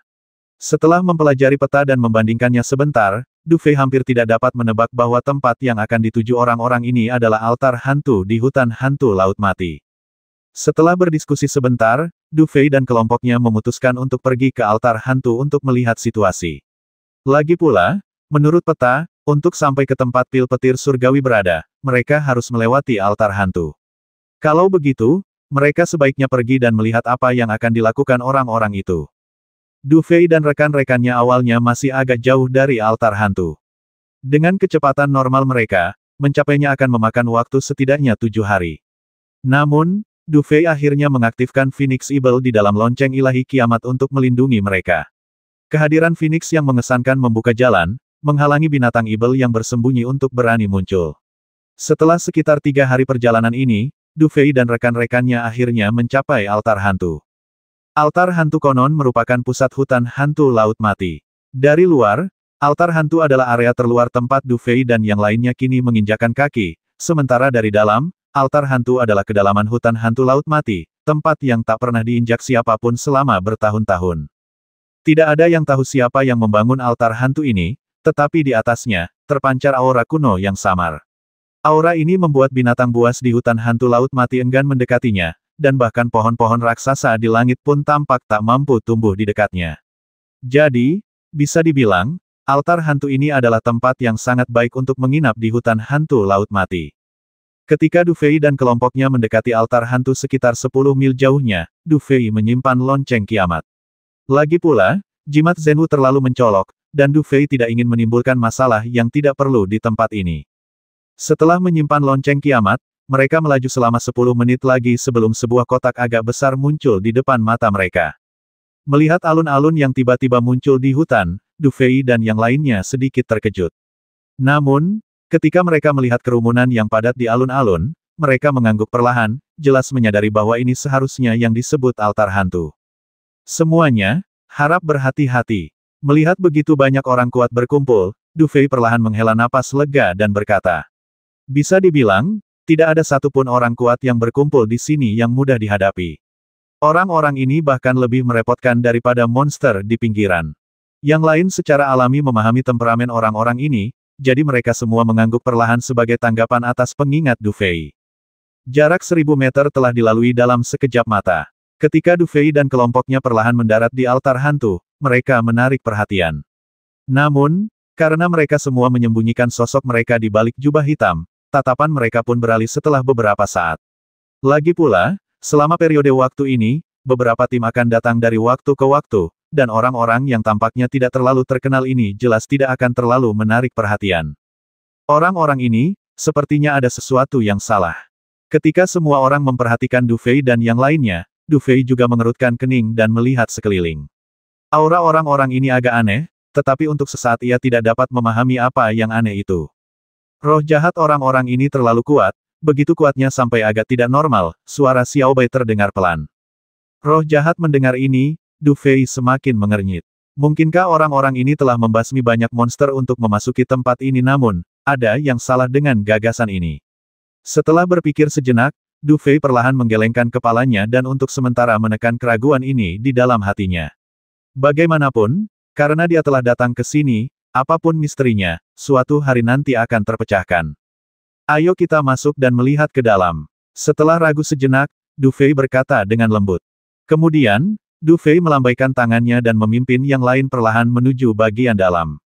Setelah berjalan beberapa saat, Du Fei menemukan sesuatu yang aneh. Distribusi kekuatan di dalam altar hantu tampaknya menunjukkan bahwa semakin dekat orang atau tim ke pusat altar hantu, semakin kuat mereka, sementara mereka yang berada di tepi terluar adalah yang terlemah. Adegan ini tampaknya sengaja diatur oleh seseorang. Du Fei sedikit mengernyit, tetapi tidak banyak bicara. Ia tidak memperlambat langkahnya, melainkan terus berjalan perlahan menuju pusat alun-alun. Ketika Du Fei sampai di tengah alun-alun, ia menemukan puluhan pilar batu besar berdiri di sana. Pilar-pilar batu itu tidak terlalu tinggi, tetapi sangat tebal. Di atas beberapa pilar batu, terdapat juga orang-orang yang berdiri, tetapi jumlahnya jauh lebih sedikit daripada di bawahnya. Namun, mereka yang bisa berdiri di atas pilar-pilar batu ini memiliki satu karakteristik aura mereka sangat kuat. Du Fei menatap pilar batu sejenak, dan pikirannya jernih. Rupanya, Di antara sekian banyak tokoh kuat di altar hantu ini, terdapat pula berbagai tingkatan status. Jelaslah bahwa mereka yang bisa berdiri di atas pilar batu adalah kekuatan tertinggi di sini. Dan jika seseorang ingin membuktikan kekuatannya di sini, tampaknya cara terbaik adalah memilih pilar batu dan memanjatnya. Setelah berpikir sejenak, Du Fei berkata dengan tenang, ayo pergi, ayo pilih pilar batu. Setelah mengatakan itu, Du Fei dengan santai melepas jubah hitamnya. Karena ia telah tiba di tempat ini, rasanya tak ada gunanya lagi menyembunyikan identitasnya. Dalam hal ini, akan lebih baik untuk tampil mencolok dan memberitahu semua orang tentang kehadirannya. Dengan begitu, mereka akan tahu apa yang akan dipersiapkan oleh orang-orang yang berkumpul di sini. Melihat tindakan Du Fei, yang lain perlahan melepas jubah hitam mereka, dan aura kekerasan di tubuh mereka tak lagi tersembunyi, malah menyebar. Adegan ini membuat banyak pria kuat sedikit menyipitkan mata. Jelas, mereka tak menyangka sekelompok orang berjubah hitam ini bisa bersembunyi begitu dalam, dan mereka tak tahu dari mana asal mereka. Mengabaikan tatapan aneh ini, Du Fei menginjak pilar batu yang paling dekat dengannya dan kemudian perlahan duduk bersila. Pada saat Du Fei dan rombongannya menaiki pilar batu, tatapan dingin tiba-tiba datang dari pilar batu lainnya, dan kemudian suara yang sedikit dingin perlahan terdengar di antara langit dan bumi. Dasar orang tak tahu terima kasih. Tempat-tempat ini tidak bisa diakses sembarang orang. Keluar. Mendengar suara dingin ini, tatapan Du Fei sudah melirik sekilas, dan tak lama kemudian ia melihat sekelompok pria berpakaian hitam duduk bersila di pilar batu di depan kirinya. Pria berpakaian hitam di depannya menatapnya dengan tatapan ganas, dan niat membasmi di matanya sama sekali tidak tersembunyi. Teriakan dingin yang tiba-tiba dari pilar batu itu menarik banyak perhatian, dan tatapan banyak orang berubah menjadi aneh. Banyak orang telah mencoba memanjat pilar batu ini beberapa hari terakhir, tetapi mereka semua menderita kerugian besar di tangan penjahat berpakaian hitam ini. Sekarang, siapa yang tahu dari mana orang-orang bodoh ini muncul entah dari mana, benar-benar berinisiatif memanjat pilar batu tanpa memahami situasinya. Apakah mereka pikir pilar batu ini bisa diakses oleh siapapun? Memikirkan hal ini, mata banyak orang langsung memanas. Melihat orang lain dalam kesulitan terasa sangat lucu bagi mereka. Karena itu, kali ini mata semua orang tertuju pada Du Fei, seolah ingin melihat bagaimana orang ini akan menghadapi situasi seperti itu. Cuma pecundang yang salah minum obat. Abaikan saja dia. Namun, di bawah tatapan banyak orang, Du Fei tersenyum tipis dan berbicara dengan santai kepada kelompok di belakangnya. Namun, suaranya tidak sengaja disembunyikan, sehingga semua orang yang hadir dapat mendengarnya dengan jelas. Kata-kata ini langsung membuat ekspresi wajah banyak orang menjadi sangat aneh. Mendengar kata-kata Du Fei, wajah pria berbaju hitam itu tiba-tiba berubah, raut wajahnya tampak tak percaya. Ia jelas tak pernah membayangkan ada orang yang berani berbicara seperti itu kepadanya. Wajahnya berubah muram, dan dengan ekspresi muram, ia mengayunkan tangannya dengan keras. Sebuah jejak telapak tangan tiba-tiba terbentuk, dan bagaikan kilat, melesat dengan dahsyat ke arah Du Fei. Mendengus. Menghadapi serangan mendadak ini, Du Fei mendengus dingin, lalu dengan santai mengulurkan tangan kanannya dan meraih telapak tangan Ki Sejati. Kemudian, dengan sedikit kekuatan, retakan muncul di telapak tangan yang dipadatkan oleh Ki Sejati, lalu langsung berubah menjadi titik-titik cahaya. Apa? Melihat pemandangan ini, sorak-sorai di mata banyak orang langsung sirna. Sepertinya sekelompok orang yang datang entah dari mana ini tidak mudah dihadapi. Karena kau tak punya kekuatan, jangan keluar dan mempermalukan dirimu sendiri. Kau pikir kau pembawa pesan keadilan, dasar sampah. Du Fei perlahan menjabat tangannya, dan tatapannya dengan lembut jatuh pada pria berbaju hitam itu. Sarkasme di matanya sama sekali tak tersamarkan. Ekspresi pria berbaju hitam itu sangat muram saat ini. Ia telah menggunakan taktik secepat kilat untuk menghancurkan mereka yang tidak memiliki kekuatan untuk memanjat pilar batu, membuat mereka sangat malu. Hal ini membuatnya sangat bangga dengan status dan kekuatannya. Namun, ia tidak pernah menyangka akan ada yang berani menyerangnya hari ini. Hal ini membuat orang tersebut merasakan niat membasmi yang tak terselubung. Tatapan sinis tertuju pada Du Fei. Setelah beberapa saat, ia perlahan berdiri dan berkata pelan, apa yang kau katakan tadi katakan lagi kalau kau berani. Du Fei tersenyum dan berkata dengan tenang, sudah kubilang, kau sia-sia. Bagus sekali, bagus sekali. Pria berbaju hitam itu tertawa. Selama ini, kaulah orang pertama yang berani memanggilku seperti itu. Kalau aku tidak memberimu pelajaran, orang-orang akan mengira aku, Su Yuan, bisa diganggu siapapun. Su Yuan, apakah orang ini Su Yuan? penguasa wilayah utara Jiushu. Jadi ini dia. Pantas saja dia begitu sombong akhir-akhir ini. Penguasa yang kuat. Du Fei tersenyum agak aneh. Dua dari mereka yang disebut penguasa kuat telah dikalahkan olehnya. Kata penguasa mungkin memiliki efek jera bagi orang lain, tetapi baginya, Du Fei, itu sama sekali tidak berpengaruh. Setelah menatap pria di depannya sejenak, Du Fei menepukkan tangannya pelan dan berkata dengan tenang, karena kau seorang overlord yang kuat, maka aku akan memberimu 3 jurus. Jika kau bisa melukaiku dalam 3 jurus, kau akan menang, dan aku akan keluar dari sini dengan patuh. Bagaimana caranya? Tetapi, berbicara tentang ini, wajah Du Fei menjadi gelap. Jika kau kalah, menjauhlah dariku sejauh mungkin. Dalam keadaan seperti itu, Du Fei akhirnya mengerti bahwa hutan hantu laut mati ini adalah campuran naga dan ular, dan ada banyak orang kuat. Jika seseorang ingin hidup damai di tempat ini, ia membutuhkan kekuatan pencegah.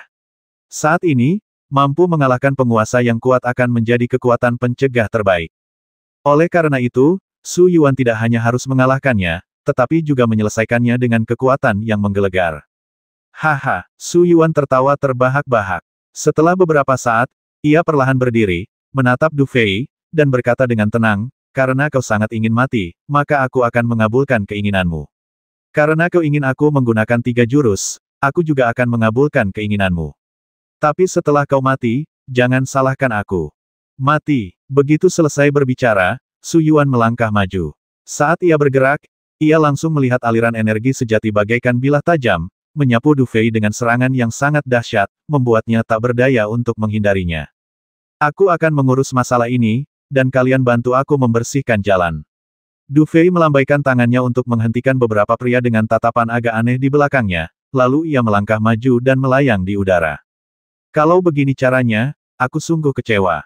Menghadapi angin kencang yang luar biasa, Du Fei tersenyum tipis, lalu melangkah di Nine Sky Soaring Cloud Step, dan sosoknya perlahan melesat ke samping. Namun, di balik sosoknya yang agak aneh, tak sehelai pun hembusan angin kencang yang bisa jatuh dalam jarak setengah meter dari tubuhnya. Di bawah tatapan mata banyak orang, Du Fei perlahan bergerak menuju Su Yuan di udara seolah-olah sedang berjalan-jalan di halaman. Namun, tak satu pun serangan ganas yang berhasil mengenainya. Adegan ini membuat mata banyak orang sedikit berkedut. Sepertinya baru pada saat inilah orang-orang menyadari bahwa pria yang tampak remeh ini sebenarnya bukan orang yang mudah ditipu. Melihat ekspresi Du Fei, wajah Su Yuan langsung memucat. Dengan kesombongannya, ia tak pernah menyangka serangannya tak akan berpengaruh sama sekali. Ini sesuatu yang tak bisa ia terima, betapapun bangganya ia. Tebasan pembelah awan, teriakan keras tiba-tiba terdengar, dan segera, energi sejati dalam tubuh Su Yuan meledak seketika, dan kemudian pedang besar yang terbuat dari energi sejati yang panjangnya 100 kaki terbentuk tepat di belakangnya, dan tekanan yang sangat mengerikan juga menyebar seketika. Memotong. Tubuh pedang raksasa itu tampak sedikit bergetar, lalu menebas Du Fei di bawah dengan kekuatan yang sangat mengerikan. Momentum itu membuat banyak pria kuat sedikit mengubah ekspresi mereka. Menghadapi bayangan pedang raksasa itu, Du Fei juga berhenti, mengangkat kepalanya, dan sedikit mengernyit. Kekuatan jurus ini sebenarnya cukup kuat, tetapi pada dasarnya mustahil untuk melukainya. Pergi ke neraka dengan penguasa ini.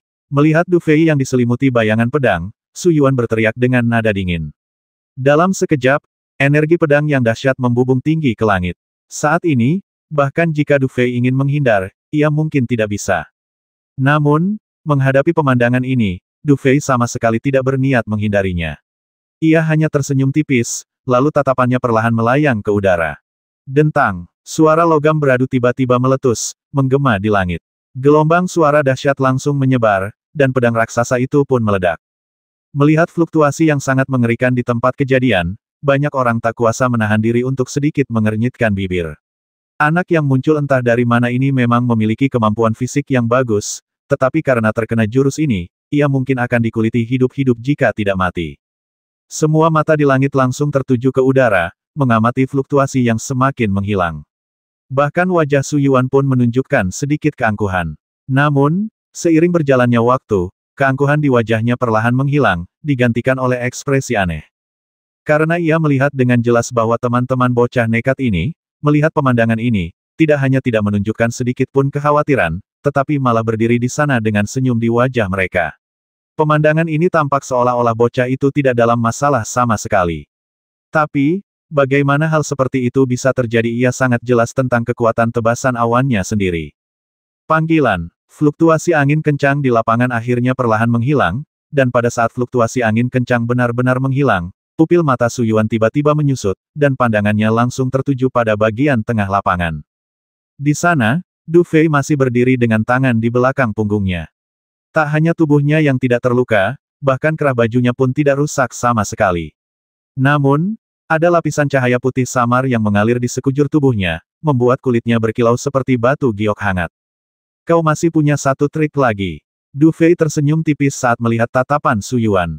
Apa bagaimana mungkin? Melihat pemandangan ini, bahkan dengan temperamen Su Yuan, ia tak kuasa menahan diri untuk berteriak. Bahkan jika Du Fei menggunakan beberapa seni bela diri yang kuat untuk memblokir seni bela dirinya, ia tak akan terlalu terkejut.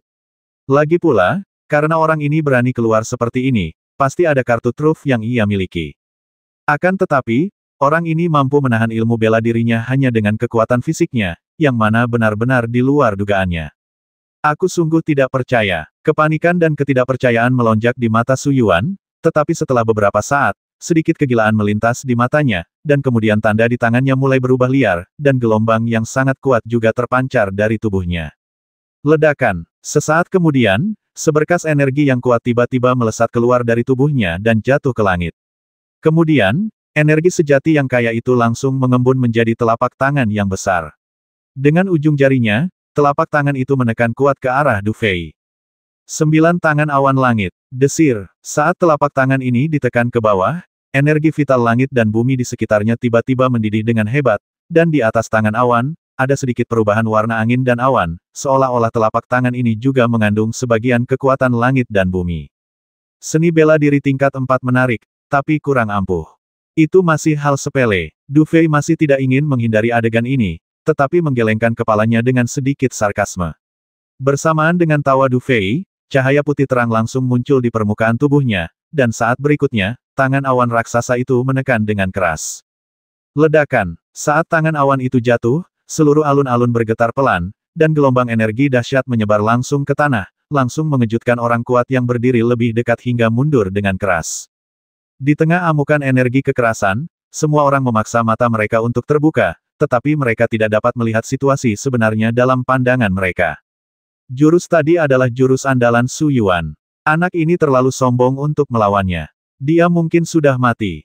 Banyak lelaki kuat menyaksikan pemandangan ini dan menghela napas dalam hati setelah beberapa saat. Mendengus, Su Yuan menatap langit yang berdebu, dan tubuhnya yang tegang perlahan mengendur. Lalu ia mendengus dingin. Meskipun pria menyebalkan ini tampak sangat kuat, ia tetap harus menghadapinya sendiri. Bisa membiarkanku menggunakan cincin Xuanbing Wuzong sama sekali tidak buruk. Seni bela diri milikmu ini sedikit mengingatkan pada seorang penguasa yang kuat. Namun, dibandingkan dengan para penguasa kuat yang kukenal, seni bela diri ini masih sedikit kurang. Apakah ini kekuatan orang-orang kuat di wilayah utara Jeushumu?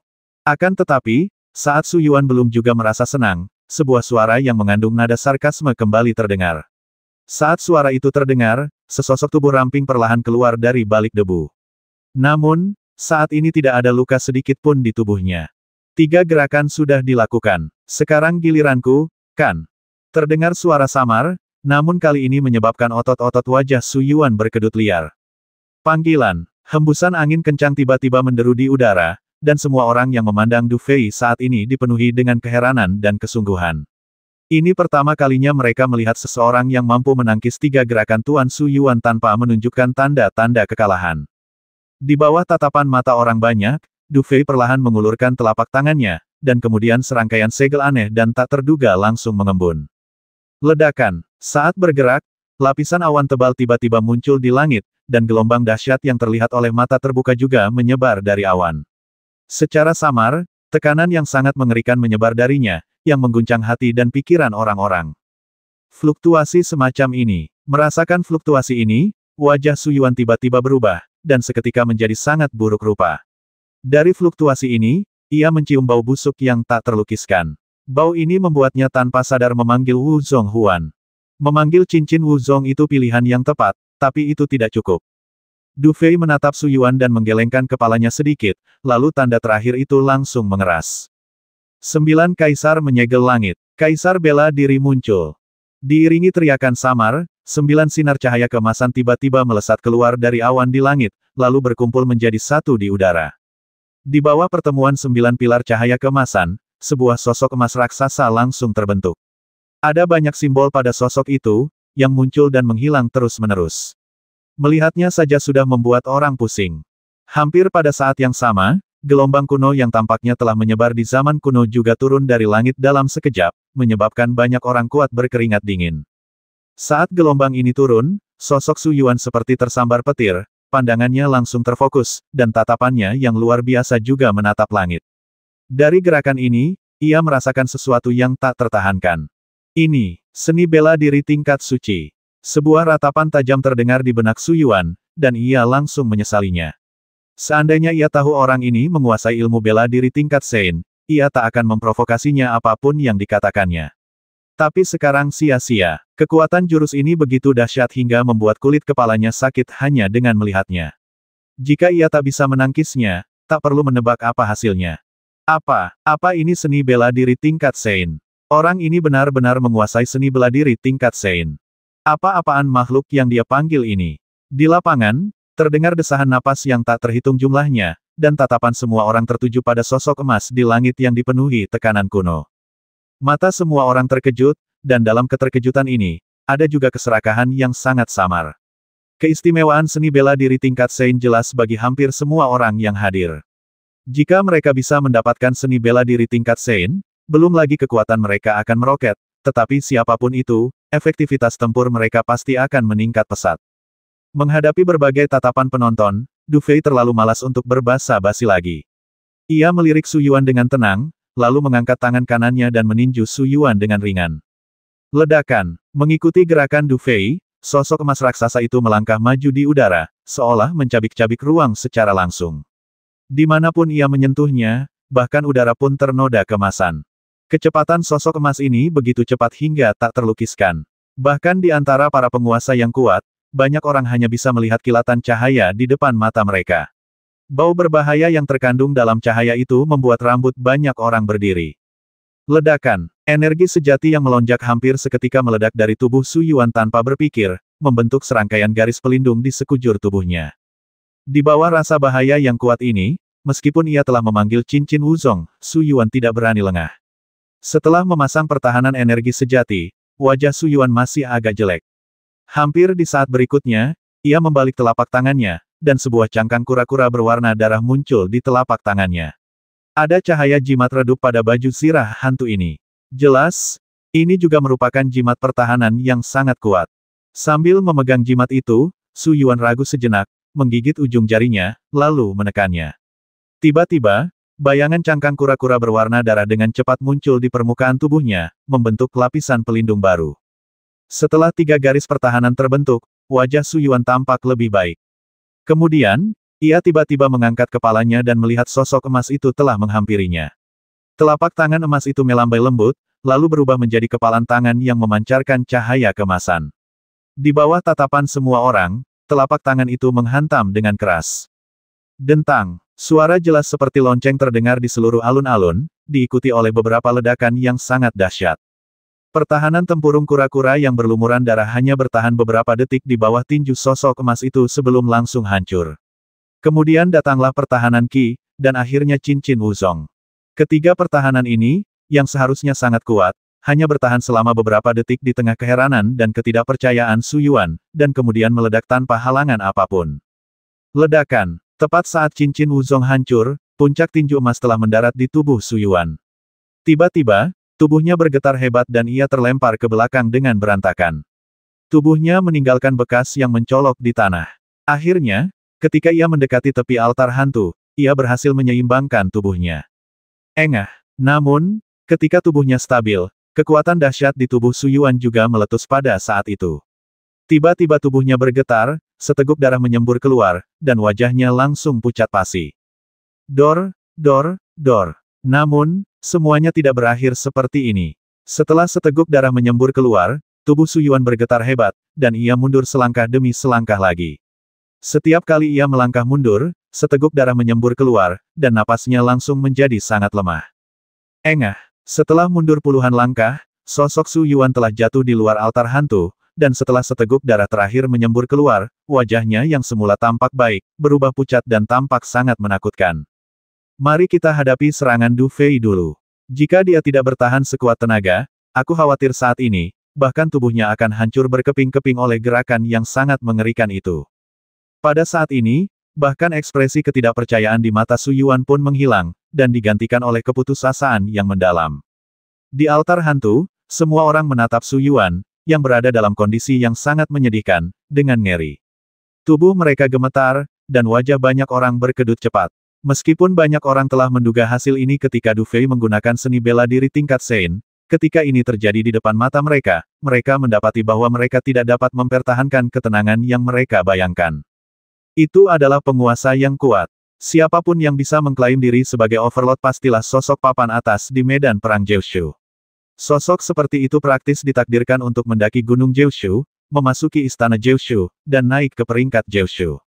Tapi, penguasa yang dihormati oleh banyak orang kuat dan dipenuhi dengan kecerdasan yang tak terhitung jumlahnya, sekarang dipaksa ke dalam situasi yang memalukan oleh satu gerakan orang ini yang muncul entah dari mana.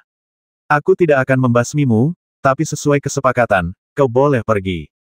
Dengan lambaian tangannya, ia membubarkan sosok emas raksasa itu.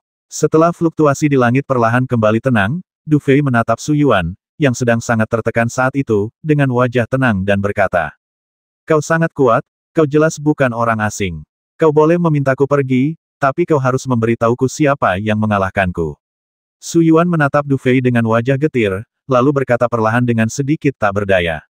Du Fei menatap tatapan tak berdaya orang ini, dan Du Fei berkata dengan enteng bahwa ia awalnya berencana untuk melenyapkan orang ini sepenuhnya dengan satu gerakan, tetapi orang ini sebenarnya masih memiliki beberapa poin dan bisa mempertahankan hidupnya. Terlebih lagi, ekspresi orang ini membuat Du Fei tidak tertarik untuk membasminya.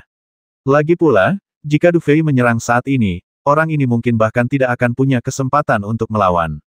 Namun, kedua belah pihak tidak memiliki kebencian yang besar. Hanya karena konflik kecil, ia menginginkan nyawa pihak lain. Du Fei tidak bisa melakukan hal seperti itu untuk saat ini. Du Fei, penguasa nomor satu di wilayah barat, mengalahkan penguasa Yang Zheng dan membasmi penguasa Zhang Tian. Ternyata kekalahanku tidak adil. Mendengar ini, wajah Su Yuan sedikit berubah, dan sesaat kemudian, ia menunjukkan ekspresi tercerahkan. Du Fei, meskipun kau kuat hari ini, aku mengaku kalah, tapi keadaan mungkin berubah. Aku pasti akan membalasmu nanti. Setelah mengucapkan kata-kata sopan ini, Su Yuan melambaikan tangannya dan segera memimpin orang-orang kuat dari faksinya untuk mundur cepat dengan ekspresi muram. Sosok mereka langsung menghilang ke dalam hutan di sekitarnya. Jelas, mereka siap untuk sepenuhnya menyerah dalam pertarungan demi pil petir surgawi. Pria ini adalah Tuan Du Fei. Konon, peta asli pil petir surgawi ada di tangannya. Hanya saja orang ini terlalu kuat. Pada saat ini, mata banyak orang berkedip lagi, bahkan mata orang-orang kuat di pilar batu sedikit berkedip, tetapi karena Du Fei baru saja mengalahkan Su Yuan dengan kekuatan guntur, tidak ada yang berani memikirkan hal lain pada saat ini. Du Fei bersikap seolah-olah tidak menyadari tatapan-tatapan itu. Ia hanya mendarat perlahan di pilar batu dan tersenyum lembut. Nah, adakah yang keberatan? Pah pah pah. Tepuk tangan meriah terdengar, lalu, di atas pilar batu lain, seorang pria berpakaian warna-warni perlahan berdiri. Wajahnya tampan, dan dengan latar belakang pakaiannya yang berwarna-warni, ia tampak sangat anggun. Ia menatap Du Fei dengan tatapan tenang dan berkata lembut, seperti yang diharapkan, kau adalah penguasa nomor satu wilayah barat Jiushu. Pertempuran yang luar biasa, dan kekuatan yang mengesankan. Sekarang, kau benar-benar layak berdiri di sini. Tatapan Du Fei perlahan tertuju pada pria berpakaian warna-warni itu. Ia bisa merasakan sedikit bahaya darinya. Setelah menatapnya sejenak, Du Fei tersenyum lembut dan berkata, lain kali kau ingin mencoba, sekalian saja kau lakukan sendiri. Membiarkan orang tak dikenal melakukannya agak terlalu membosankan. Hehehe, menghadapi ejekan Du Fei, pria berbaju warna-warni itu hanya tertawa kecil. Setelah menatap Du Fei dalam-dalam, ia perlahan berkata aku sudah belajar dari kesalahanku. Lain kali, aku akan melakukannya sendiri. Fakta bahwa pria berpakaian warna-warni ini tidak menyembunyikan fakta bahwa ia telah memberi instruksi kepada Su Yuan membuat Du Fei semakin waspada. Ia berpikir cepat sejenak, dan tak lama kemudian, sosok yang sangat terkenal muncul di benak Du Fei. Penguasa nomor satu di wilayah utara Jiushu, Hua Wuming. Du Fei berbicara perlahan setelah pupil matanya sedikit mengecil. Haha, Du Bawang memang punya penglihatan yang tajam.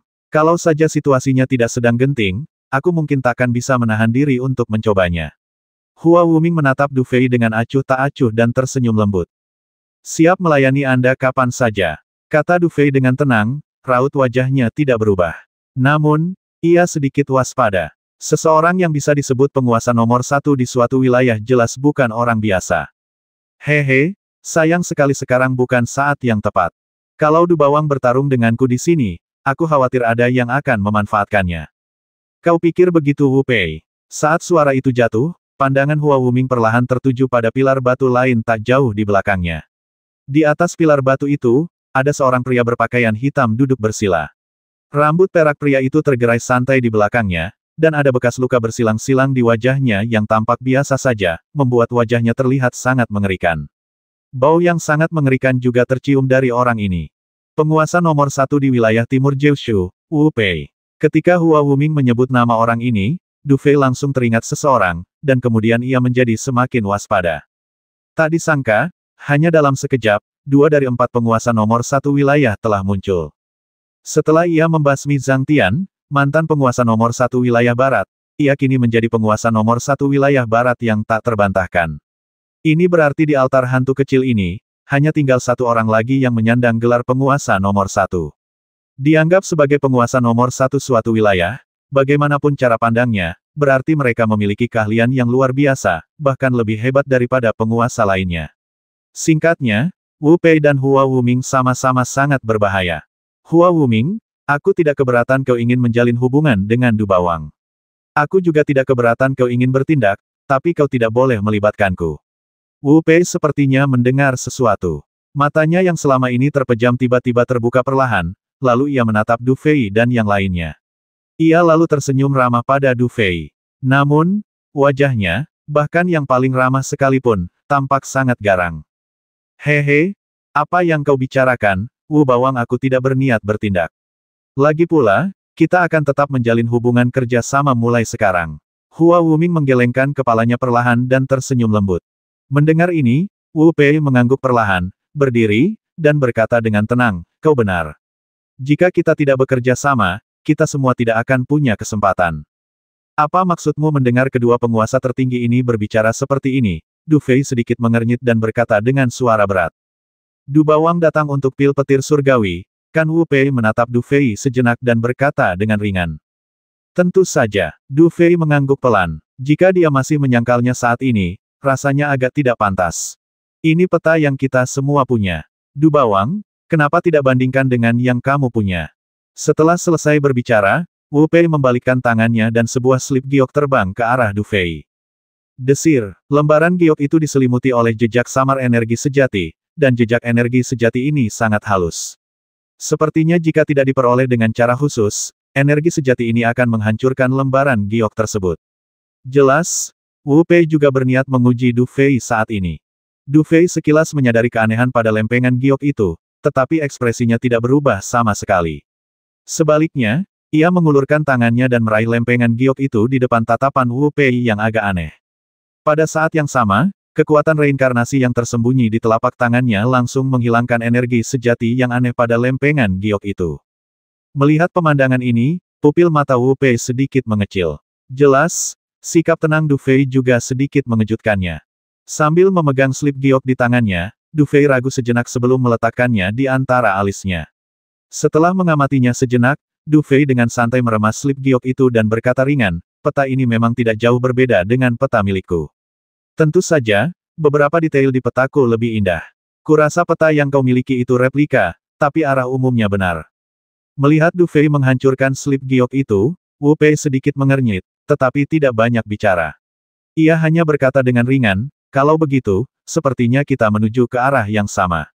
Kalau begitu, mungkin kita memang perlu bekerja sama. Melihat Wu Pei seperti ini, Du Fei mencibir dalam hati. Saat ia menghancurkan slip giok tadi, ia bisa merasakan fluktuasi aneh di dalamnya.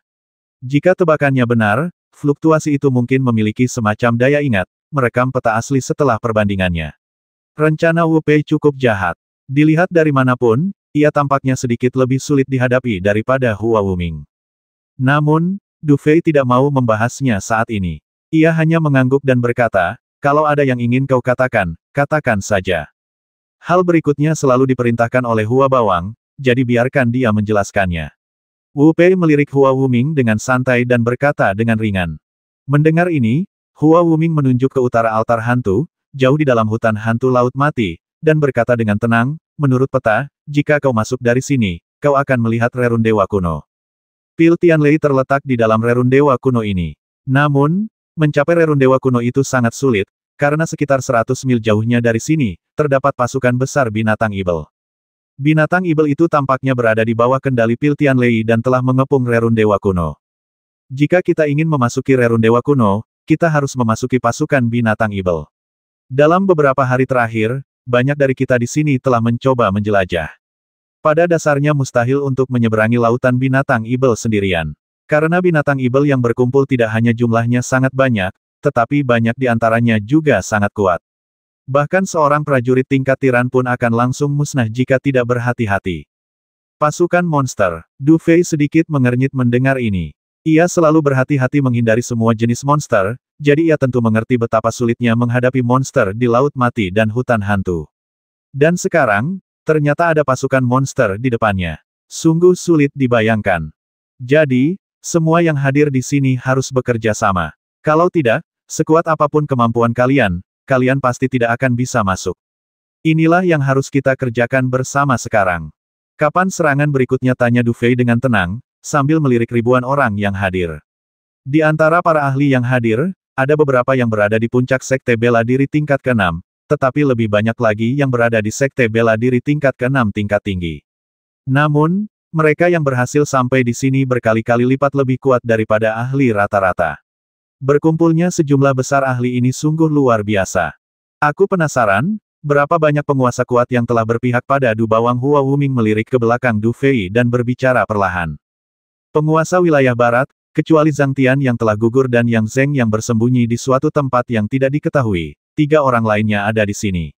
Du Fei sedikit mengernyit dan berbicara dengan ringan.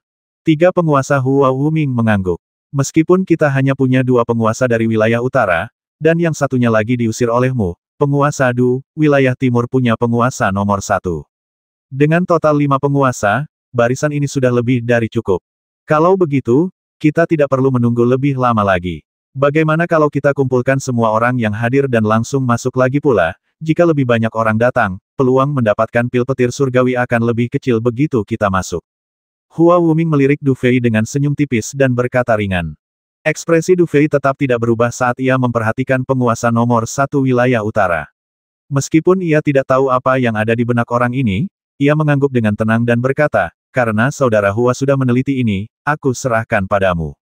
Selama kita bisa melewati pasukan binatang ibel, tidak ada lagi yang penting. Haha, Du Bawang memang bijaksana. Kalau begitu, ayo kita mulai. Hua Wuming tersenyum tipis, lalu tubuhnya bergetar, dan ia langsung melompat ke udara. 610.